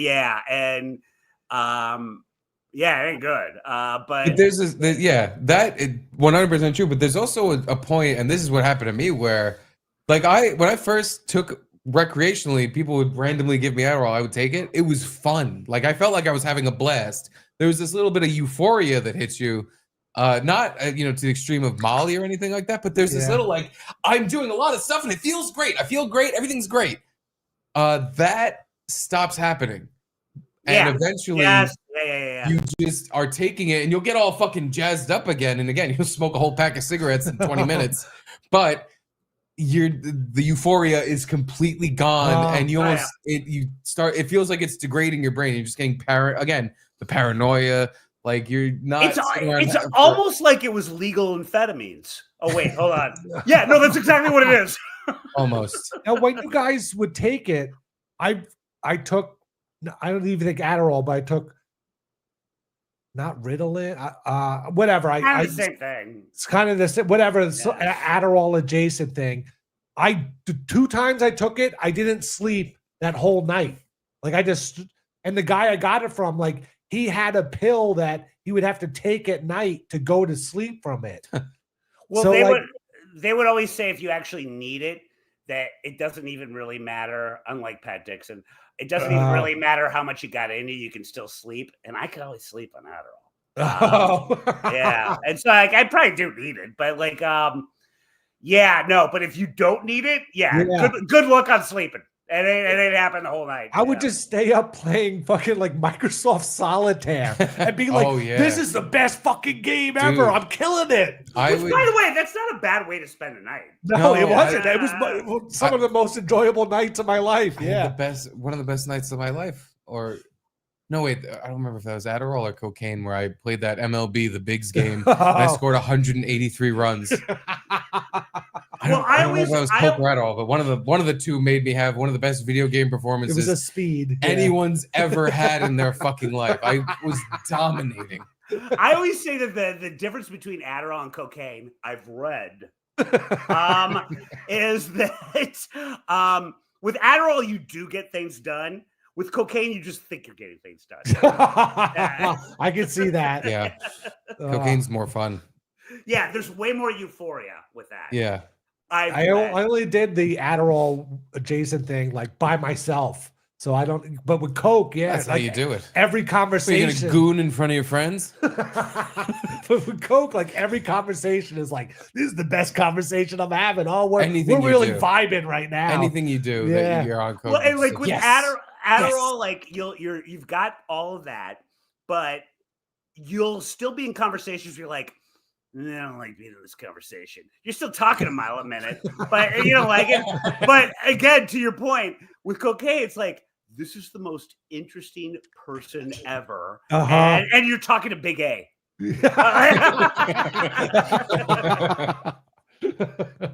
Oh, it was Dexedrine. Because there's like a weight loss, Oh, that was weight loss big in drug Emerson. called Yeah, Dexedrine. yeah. Oh, But yeah, this was called Dexedrine. Yeah. It was the same thing, yeah. And I guess he needed it, but he would give it to me when he had extras. Fat loser. Well, anywho. Yeah, we gotta let Bill go. We've been holding you hostage I know. for 3 hours. Let's read some super chats and get the heck on out of here. Wish me luck on the Paul Revere House speech. Yeah, interview. for real. By the way, it's like I haven't even gotten hired for it yet. I'm on a Zoom meeting with the guy that helms the Paul Revere House, and I show him. I don't know that I'm bringing something to the table as far as William Dawes is concerned. Yes. I should do show him, Adderall. but I will do Adderall and get a fight with him. Don't do Adderall. Just focus. Just do cocaine. Do coke. Yeah, be friendly, fun. Have a drink. Don't do Adderall. Just fucking focus. I want you to nail this, Bill. I'm rooting for you because this sounds like right up your alley. And we know how Bill does with job interviews, like that cruise ship. Yeah, where you shoot yourself in both feet, and you go, "I don't even know I'm doing this." Or, I don't remember what you said, but that cruise video, there was like a lot of negativity, and it's like, why would they fucking hire you if you're shitting on the thing you're applying for? I'm not good at things. Be good at this. Just fucking stand tall and say, I'm here for the job. Thank you for giving it to me. Yeah, you're fucking a good mind fuck 'em. storyteller. You know, that's what they want for these tours. Yeah, make stuff up. Yeah. And like, here's how they have to hire me. I'm going to say I'm related to William Dawes, and also I'm living with AIDS. And if you don't hire me, guess you're a fucking bigot. I hate the LGBTQ community, I guess. So here, you're not hiring me. Can I borrow one of your suit jackets? I have a tailor Halloween it. party coming up. I'm going to work on the sleeves a little bit. But other than that, I'll send it back to you. I promise I'll ship it back to you. But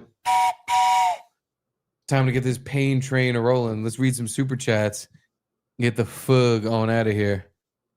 We skipped a couple, so let's go back up to Dislabeled, who says, Bill gives great BJs and he'll do coke off your cack. Wow. Thank you, Dislabeled. You should represent me, actually. Yeah, put that on your Paul Revere interview resume. Guys, cover sheet. Forget about how he rode further than Paul Revere. Guys, I will do coke off your cock. Yeah, if the interview seems like it's going south, just throw that one out there. Be like, I don't know if you like cocaine, but I'll snort some off your cock while I suck it better than you've ever been sucked in your life. He was an amazing leather tanner in Boston. The same time Revere was working on as a silversmith. Oh, apropos of nothing, I will snort coke off your cock. I'm throwing it out there. Just in case that's part of this job interview. Gina Marie, Edie Toucam might be the greatest thing since DJT. Nice. I couldn't agree Donald more. J. Trump. Let's check in with the Edie Cam. Oh. Oh, wait, still sleeping? Weird. Still sleeping. Nice. Or dead? No, she keeps moving positions. I had to move the Edie Cam. Yeah. She's out. She out cow. Yeah, I was giving her a foot rub. I don't know how I feel about that. I don't foot rub my dog. She likes I it. will totally doggy sit that little bitch. Might have to. I might fucking thrust her upon you. No, I'm in. Like, I could use a little buddy in my place for a week. We'll talk. There'll be talks.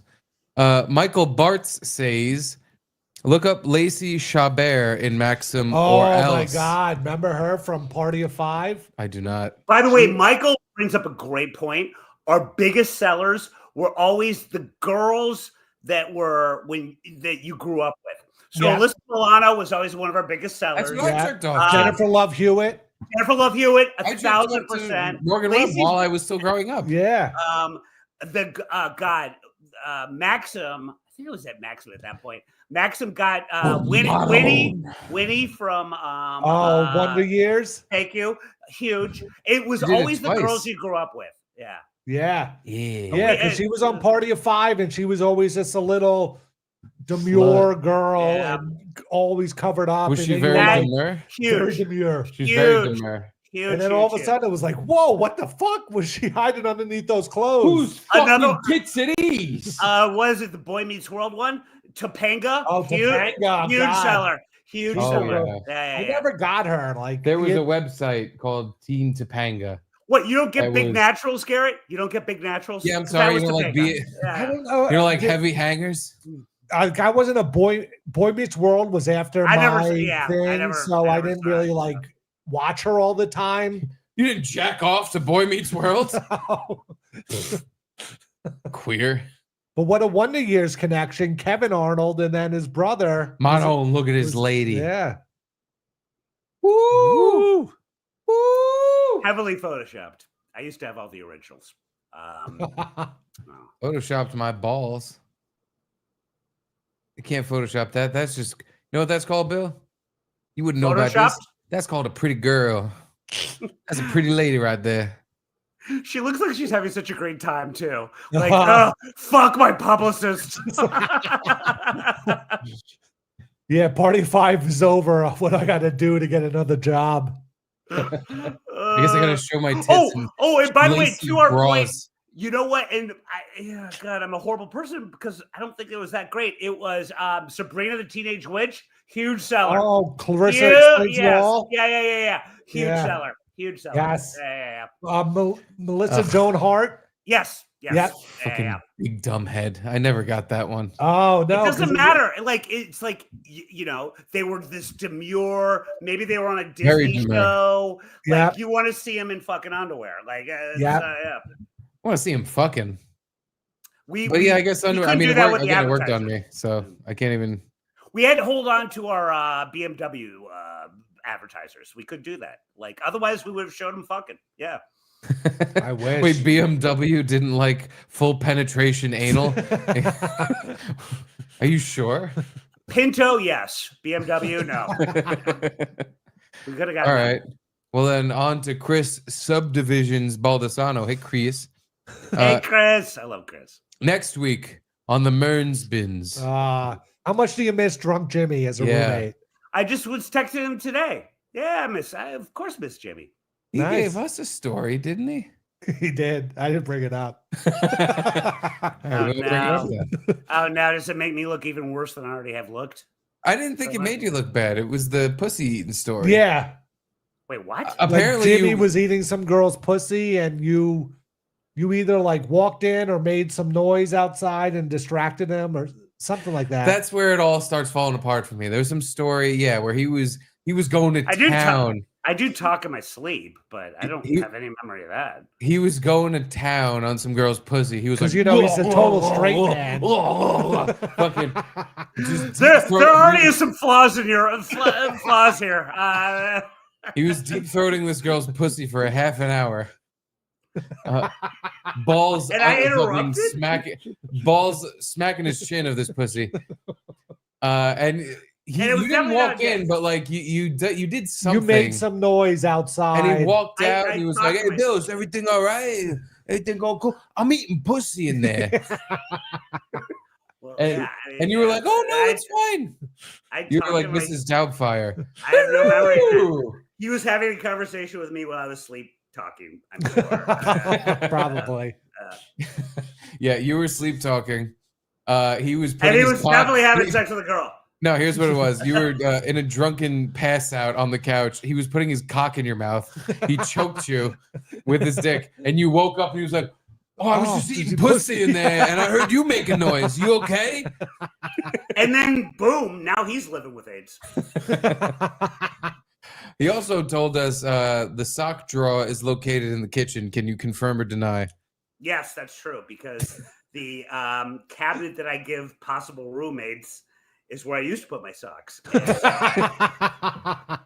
I'm a very good roommate. Any possible roommates go into the kitchen and they're, frying up some spaghetti. Oh, and boxers, not just socks. So And also where I put all of my amazing vintage NBA jerseys. So 3 things are there. Yeah. Nice. So if someone's in the kitchen cooking up pancakes and they're like, "Oh, where's the spatula?" They can open up now potentially 3 drawers that are either, oh no, that's socks, Jerseys. boxers. Oh wait, Michael this Jordan isn't a jersey. rag. This is Scottie Pippen '97. That I'm doing this with. Yeah. What's your favorite vintage NBA jersey you have? Bill Russell. Oh, And nice. I hate the Celtics, but I love Bill Russell. So Uh-huh. Why do you love it so much? It looks cool. It looks cool. I went to the famously the Celtics retired his number, but there was no ceremony. And when I lived in Boston, they just rented out the Fleet Center, what it was called then, and re-retired his jersey. I'm like, fuck it, I'm going to this. And Bill Cosby was there, Wilt Chamberlain, and he hadn't talked to Wilt Chamberlain for years. And that was sort of them getting back to sort of becoming friends again.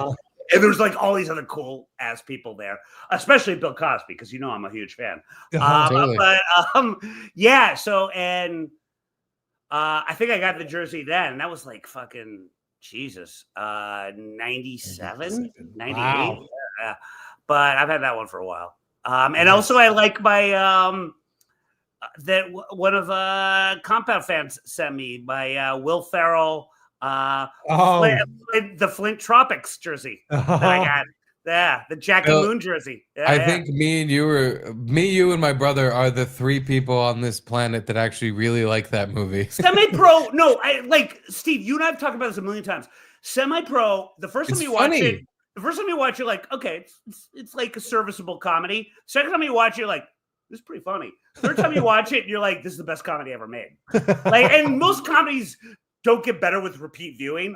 Semi-pro absolutely does. I've never gone as far as best ever made, but you're right in that the more times I watched it, the more I was like, no, this is funny. Like you see little I'm things, laughing at the same dumb jokes. Yeah, and you see little things that it is great, and it's a murderer's row of people in the movie. Just the fucking.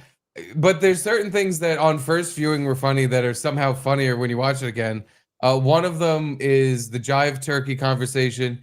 The other one is when Oscar worthy. Yeah. But the other one, and my favorite one, is when the guy hits the half court shot, and Will Ferrell's just like, "Fuck, shit." And that was, what is his name?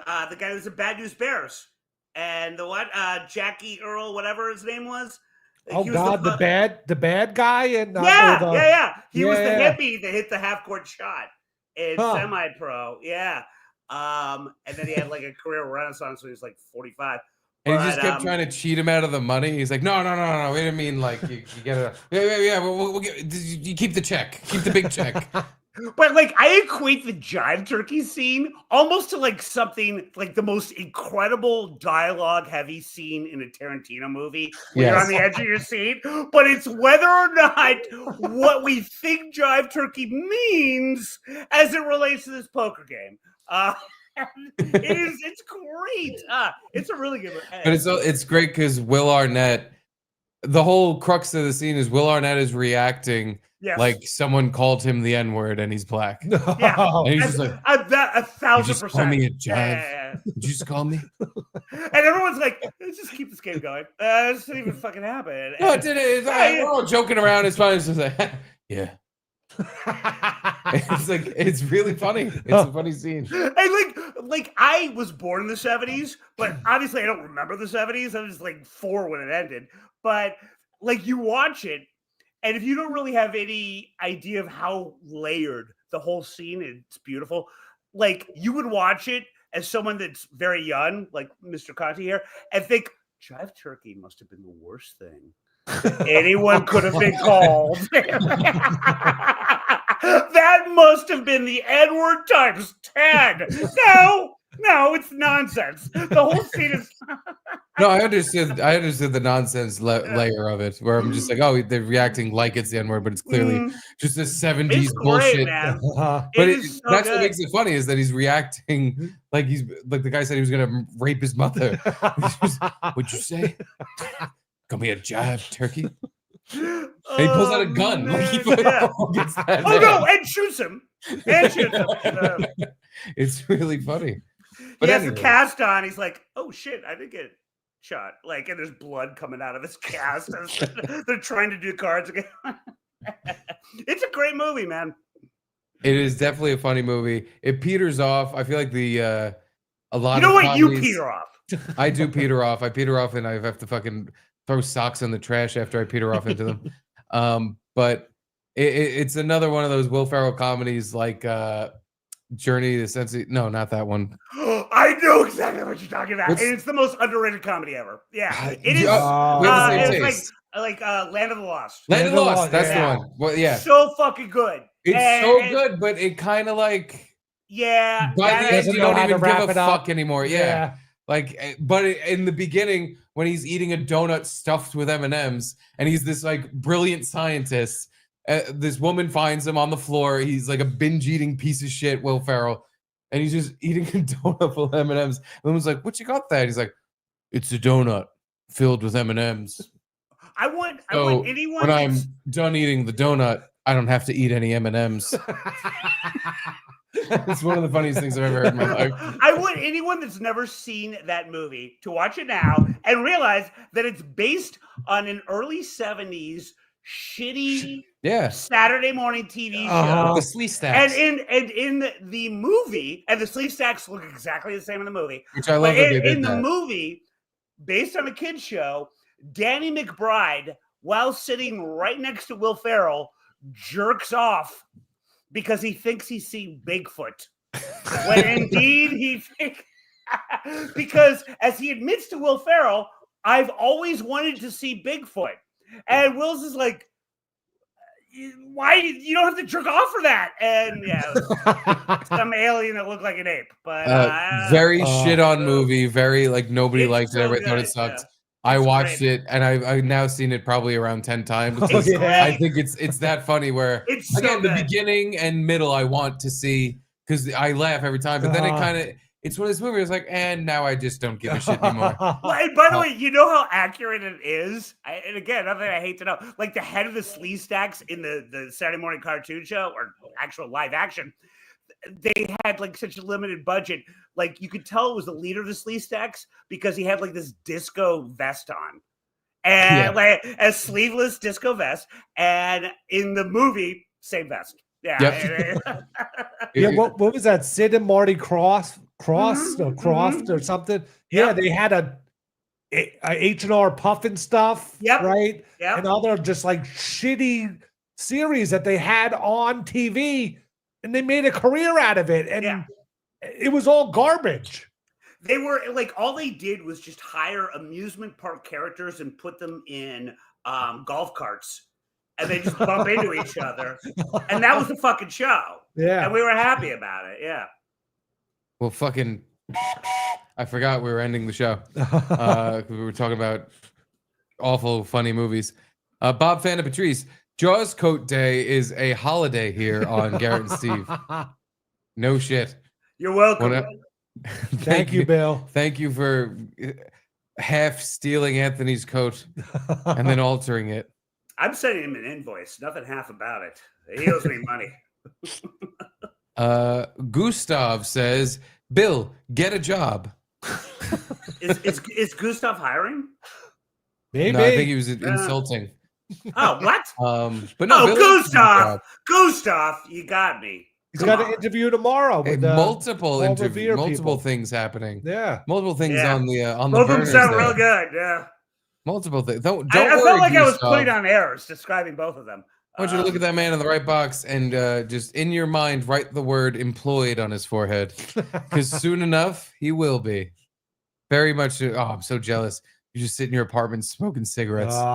Those were the days. Those were the I'm in I used to between sit right rooms. over there on a trash can with a fan in the window, and I would smoke 100 That's cigarettes. not the days, though. The Fuck, days is you're when like you could Carrie just sit Bradshaw. on your couch and light up a cigarette and smoke. Those were the days. I've Hey. never had those days. Come and The visit me, garage guys. days, kind of. I was outside in fucking 20-degree weather. Oh, 20-degree there was weather. no heat in the garage? No, in the garage. Oh, No, it was God. an outside That's true. garage. I didn't even think I about would be that. out there in my fucking galoshes smoking Oh. cigarettes. And trying to keep a trash possum alive Yeah. at the same time. Oh my god, I can't believe you remember the trash possum. Of course I do. Wait, you never had your own apartment or place where you could smoke cigarettes? Never. A dorm room or anything? Never in my life. Oh my, that's heaven. Where you could just come home and just be like, oh god. Yeah, but the it was- When worst we were at the Plaza Hotel in Las Vegas for Comedians of the Compound, you could smoke in the room. I had a smoking room, the Oh. one that had the big jizz stain on the side of the mattress. And I did smoke weed and I think at least one cigarette in bed. And I was like, this is kind of gross. It is. Yeah, honestly, I never really smoked in bed. It was more just like, when you get up and then you just smoke all day. Yeah, Just but the have- worst is like when both, like if you have a roommate that also smokes and like you come in Oh, after God, work and yeah. like you're like, oh god, this isn't good. This is not good. I never Like, had a it's roommate just- that smoked, but it was just the ashtray that you were too lazy because you were just sitting around smoking. It would just be filled with cigarette butts just Oh, yeah. piling up. And you're like, I'll empty it tomorrow. Oh, this is the dream. Yeah. It sounds like the dream. I haven't had a cigarette in some time. I've snuck a couple here and there. Some people have had them and I've smoked them. But I haven't like bought a pack since Offside died. Oh wow. I haven't had a cigarette really since then. And We it get it. doesn't You're a go, better it doesn't go person. away. No. No. I'm not a better person. All the time, I'm like, God, I want a fucking cigarette. All the It's time. flavor country. It's flavor country. Yeah. It's fucking, it never leaves. It really doesn't. That's the worst part. Yeah. But anyway, Justin, happy birthday. Happy Justin. birthday, Justin. He says, if you didn't alter Kumia's jacket, he probably would have gave you a nice envelope on your wedding day. Ask Steve. Oh, well, if you ask Steve, he did give me a nice, what was an envelope? It was just cold hard cash, right? Same with me. He walked in the compound. I invited him to my wedding. He said, "Oh, I'm going to go to that." But even when he said that, I was like, "All right, yeah." Uh-huh. I invite you because I want him to come, but I understood like he's not going to come to Staten Island. Yeah. I wasn't. I didn't really care. But then I don't know. I guess that I don't know if it was why he even gave her shit to remember. But after my wedding, the next time I was at work, he walked in and he had his jacket. I just remember he looked just like, ugh, like I don't want to deal with this at all. He just looked at me and looked like I don't want to deal with this. I'm like, I'm not asking for anything. But he looked, I don't know, hungover or what, but he just looked like kind of out of sorts and just like, oh, this fucking guy's here. So he just digs into his pocket, pulls a couple $100 out, and is like, "Oh, this is for your wedding." Crumple. Not too shabby. Yeah. Do you sound like I'm complaining? I didn't get any of that when I married that 14-year-old Mexican. Yeah. Well, you got a dead mouse in a bag. That's all I got. That's all I got. You had to put it in the bag. But no, I thought it was, first of all, hilarious, but also I was like, hell yeah, he just gave me a couple $100 for nothing. Yeah. Because he didn't show up. Like I basically handed him an invitation that was you owe me money. Postcard, and he paid you money for it. You now this is a bill. This is a $300 bill. What a goddamn scam this whole marriage thing is. I'm gonna divorce this Mexican chick and remarry. She's gonna cry on TikTok. You better watch it. But no, I expected nothing, and he gave me a few $100, and I was like, yes, awesome, Yeah. great. Yeah, same with me. It was like at my wedding, he was like, if Missy was here, I would have given you a card or something, but this is just me. So here you go. Yeah, I didn't get the preamble. I just got here. I was like, hell yeah. All I got was the Missy death threats. I I think he must have weirdly and mistakenly assumed I was some sort of person of merit and some man who expected something and not like, a trash heap from Staten Island who's like, this guy just gave me a bunch of cash. Hell yeah. Like, what I should have done is when he handed it to me, go, so no card? Wow. I mean this little awkward. I mean this little to this corporation. I mean, Hallmark is not that expensive. Come on. No, but it was clearly the fucking cash he had on him. It wasn't thought out at all. He was just like, oh, this fuck. He saw me and went, oh, this fucking guy. The guy with the fucking wedding. What's his name again? Cunt. Yeah, here's $200, cunt. Steve Cunty. But anywho, Justin, happy birthday. Happy birthday, 2 in a buddy. row. Missy tried handing Anthony a firearm after he tried on the jacket. Yeah, no, we caught that. Yeah. I didn't catch it at first, like I said, but on Put me out of my review. misery. Do it. I didn't know that Come was on. a YouTube rule, though. And yeah, I think Anthony got his channel fucked up because he did something like that. Oh, really? Yeah. I don't know if he was pointing it at the camera and threatening people, but I think Me. unless, yeah. like if you just show firearms, Who knows? it's a problem because dumb, yeah. YouTube's gay as hell. Fucking shit website that you have to use. I'm sorry, but it's like unless you want nobody to watch, which we're trying our best with that, you have to use it. You have to. Direct insult to me. No. It was a direct insult to us, but you're not helping. What's the next super chat? Well, the next super chat is from 19 minutes ago. It's my wife from a room away, and it says gross. I love you, Caitlin. You could do better. By the way, I'm divorcing my Mexican wife, so if you're available. You're absolutely invited over the next time we do the football show here, which might be this Thursday, because I'm having second thoughts about going to Gino's place. So maybe if you want to come over Thursday, you can tell Caitlin you love her. What were we talking about? What was gross? Me Adderall gooning? No, that was after that. I think it might have just been the entire show. Maybe. Yeah. Yeah. No, we were talking about a lady, Maxim girl. Lacey Chabray? No way. She wasn't talking about Lacey Chabray. The bear. Like it's like you Bear, sorry. Yeah. Well, Caitlin, if you're still awake, I'd like to know which. I feel like we talked a lot of gross stuff. Yeah. Oh, we sure did. I mean, Taylor Mathis made an appearance. Her whole being is kind of gross. Yeah, I don't know. Who knows? If only there was a way to find out. I'm gonna have to get up and walk through the rat's nest. Well, either way, whatever we did, I'm sure it was gross. We apologize. I just wish I knew what it was so we could do it again. Well, thank you, Bill, for coming on. Yes. Thanks for having me, guys. I miss you. Yeah, I miss you too. We did an extra hour because I love we love hanging out. An hour and a half. Jesus. But everybody It follow, only felt like 5 hours. Everybody follow at Bill Schultz. For some reason, at Bull Schultz on Twitter. Morning on YouTube with Joanne Goodhart and Bill Schultz. Joanne really loved talking about Ozzy Guillen on our last. I'm sure she did. Yeah. She's a huge fan. Oh my God. Yeah. She probably knows more about him than you do, honestly. I think she called him Ozzy Gilligan.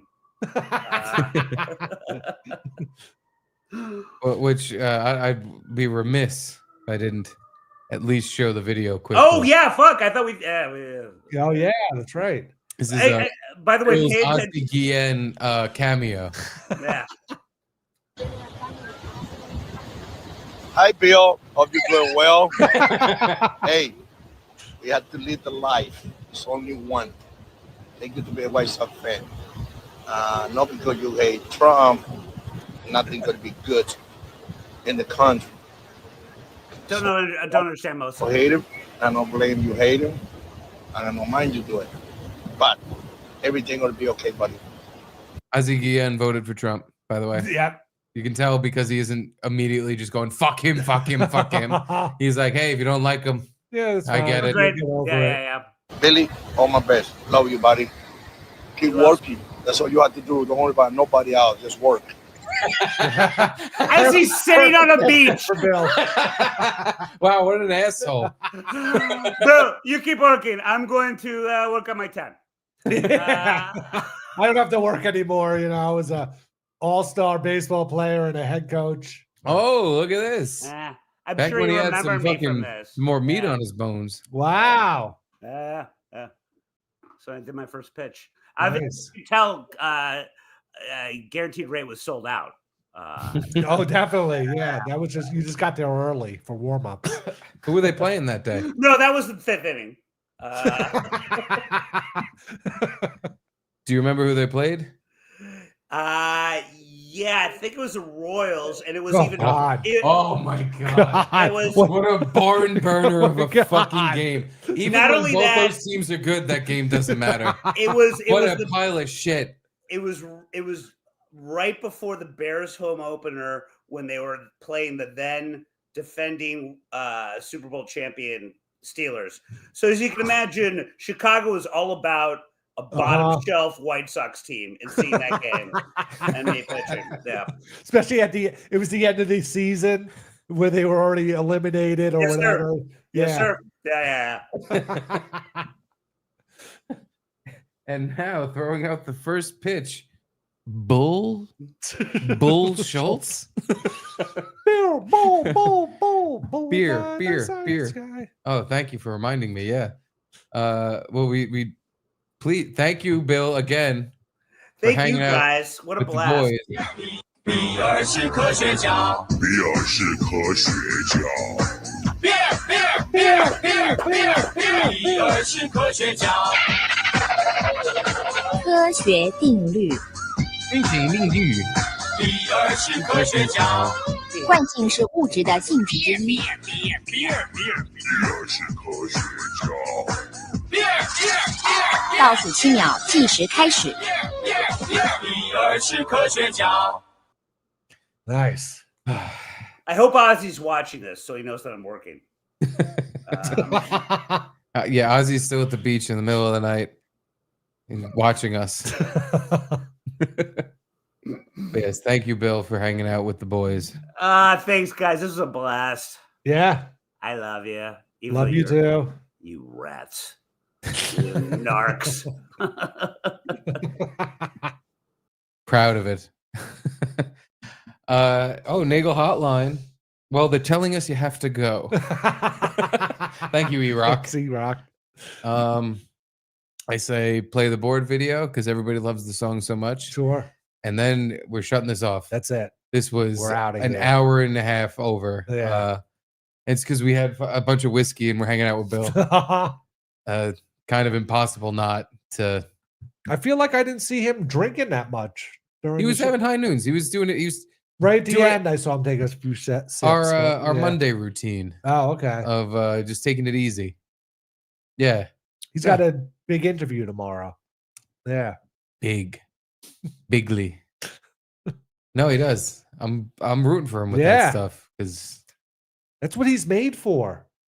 Those kind of like just silly offshoot things where you tell stories about interesting stories that no one knows about. Interesting history. He was going to do a podcast with Lauren Sivan. Repeating history. Yeah. Colin Quinn was the first guest on. That's right. Because it's his wheelhouse, his thing he likes is looking up history that's not just. And then he signed that the blacks are going to be free. Like Abraham Lincoln. Yeah, who cares? He looked into all like what degenerate George shit. Washington got drunk here. Yeah. He's big on degenerate stuff that these historical figures did. And if I was going on some fucking tour, that's what I want to hear. Yeah. I'm not a person who likes going on tours of stuff. I like going on like an hour-long tour in a museum, maybe a 3-hour tour. But I'm more like if I go to a new city, I want to fucking just do all the stuff myself and just go to places. Me and too. Not Same. really. I don't need to be on a guided thing. They're okay. They're good occasionally, but if I went on one, I'd want to go on one of Bill's where he tells you the fun facts about everything, not just fucking, the things everyone knows. You could learn on Wikipedia. Yeah, the scripted stuff. But speaking of scripted stuff, here's a song that we wrote for this Grammy-nominated artist who maybe in 4 or 5 days He's gonna write a new song. Mhm. Maybe Garrett knows a Grammy nominated artist. Maybe. Who's gonna write? Who knows? I'll reach out to people I know. But I hope you had nothing stuck in your head. Thank you to the board members. Without them, there'd be no board.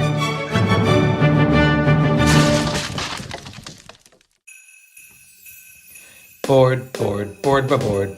Board, board, board by board. Board, board, board, board by board. Caitlin, Mom Marino. Caitlin and Mom, Edie, Conti, Nick G. Charlie, Chicago.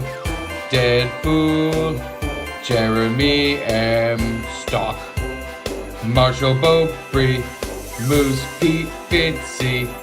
Dominic Ricciatelli. Josh Wers. Mike Liggio, Mitchell,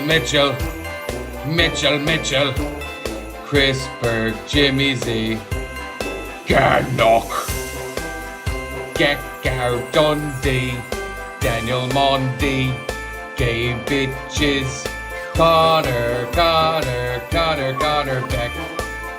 Beck, Jeff, Doc Jones, 73, Michael Malice, Curtis John, William Yoder, Brian Kate, Jeffrey the Giraffe, Stan Turner, 9X support, Matt Fugate, Asia S. Thompson, Old Youngie, Bob Panda, Patrice, Judy 7626, Justice for Garrett, Jay Thomas, Larry F. Boob Turn, Angelo, Mark DeGraci, Cynthia Darcy,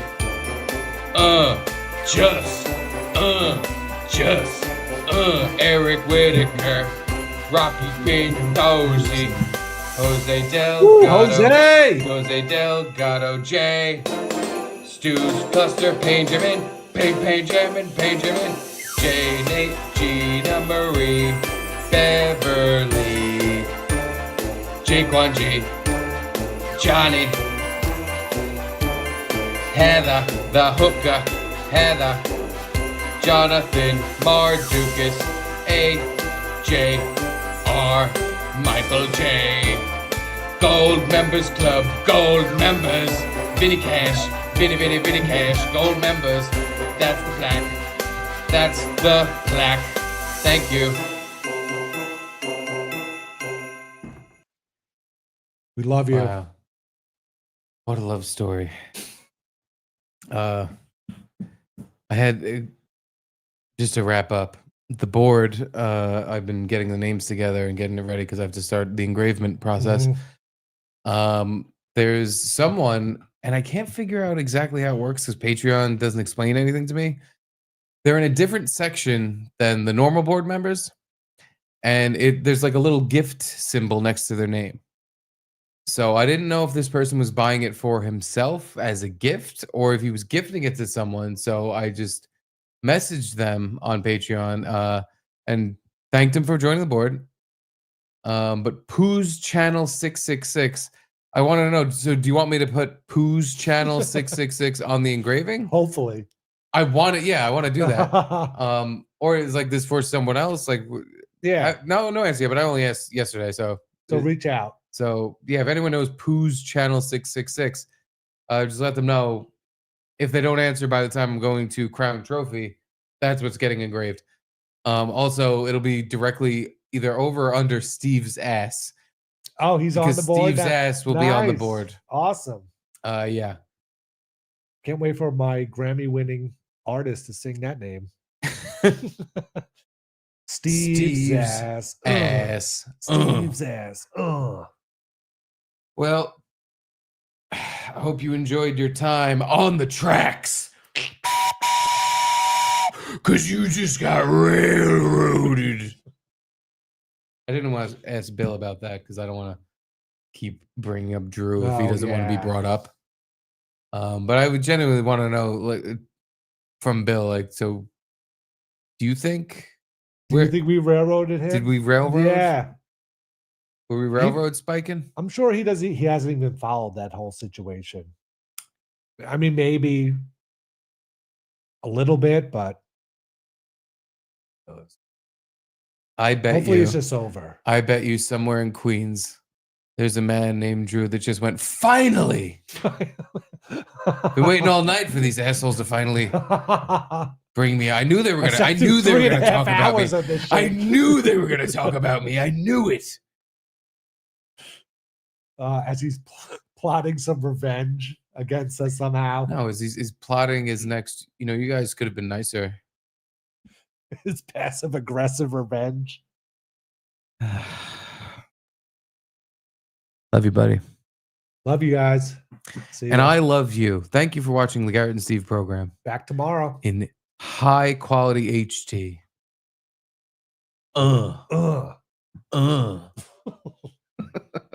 We'll be back tomorrow with the Booth Boys show. Nice. Until then, Later. hasta mañana.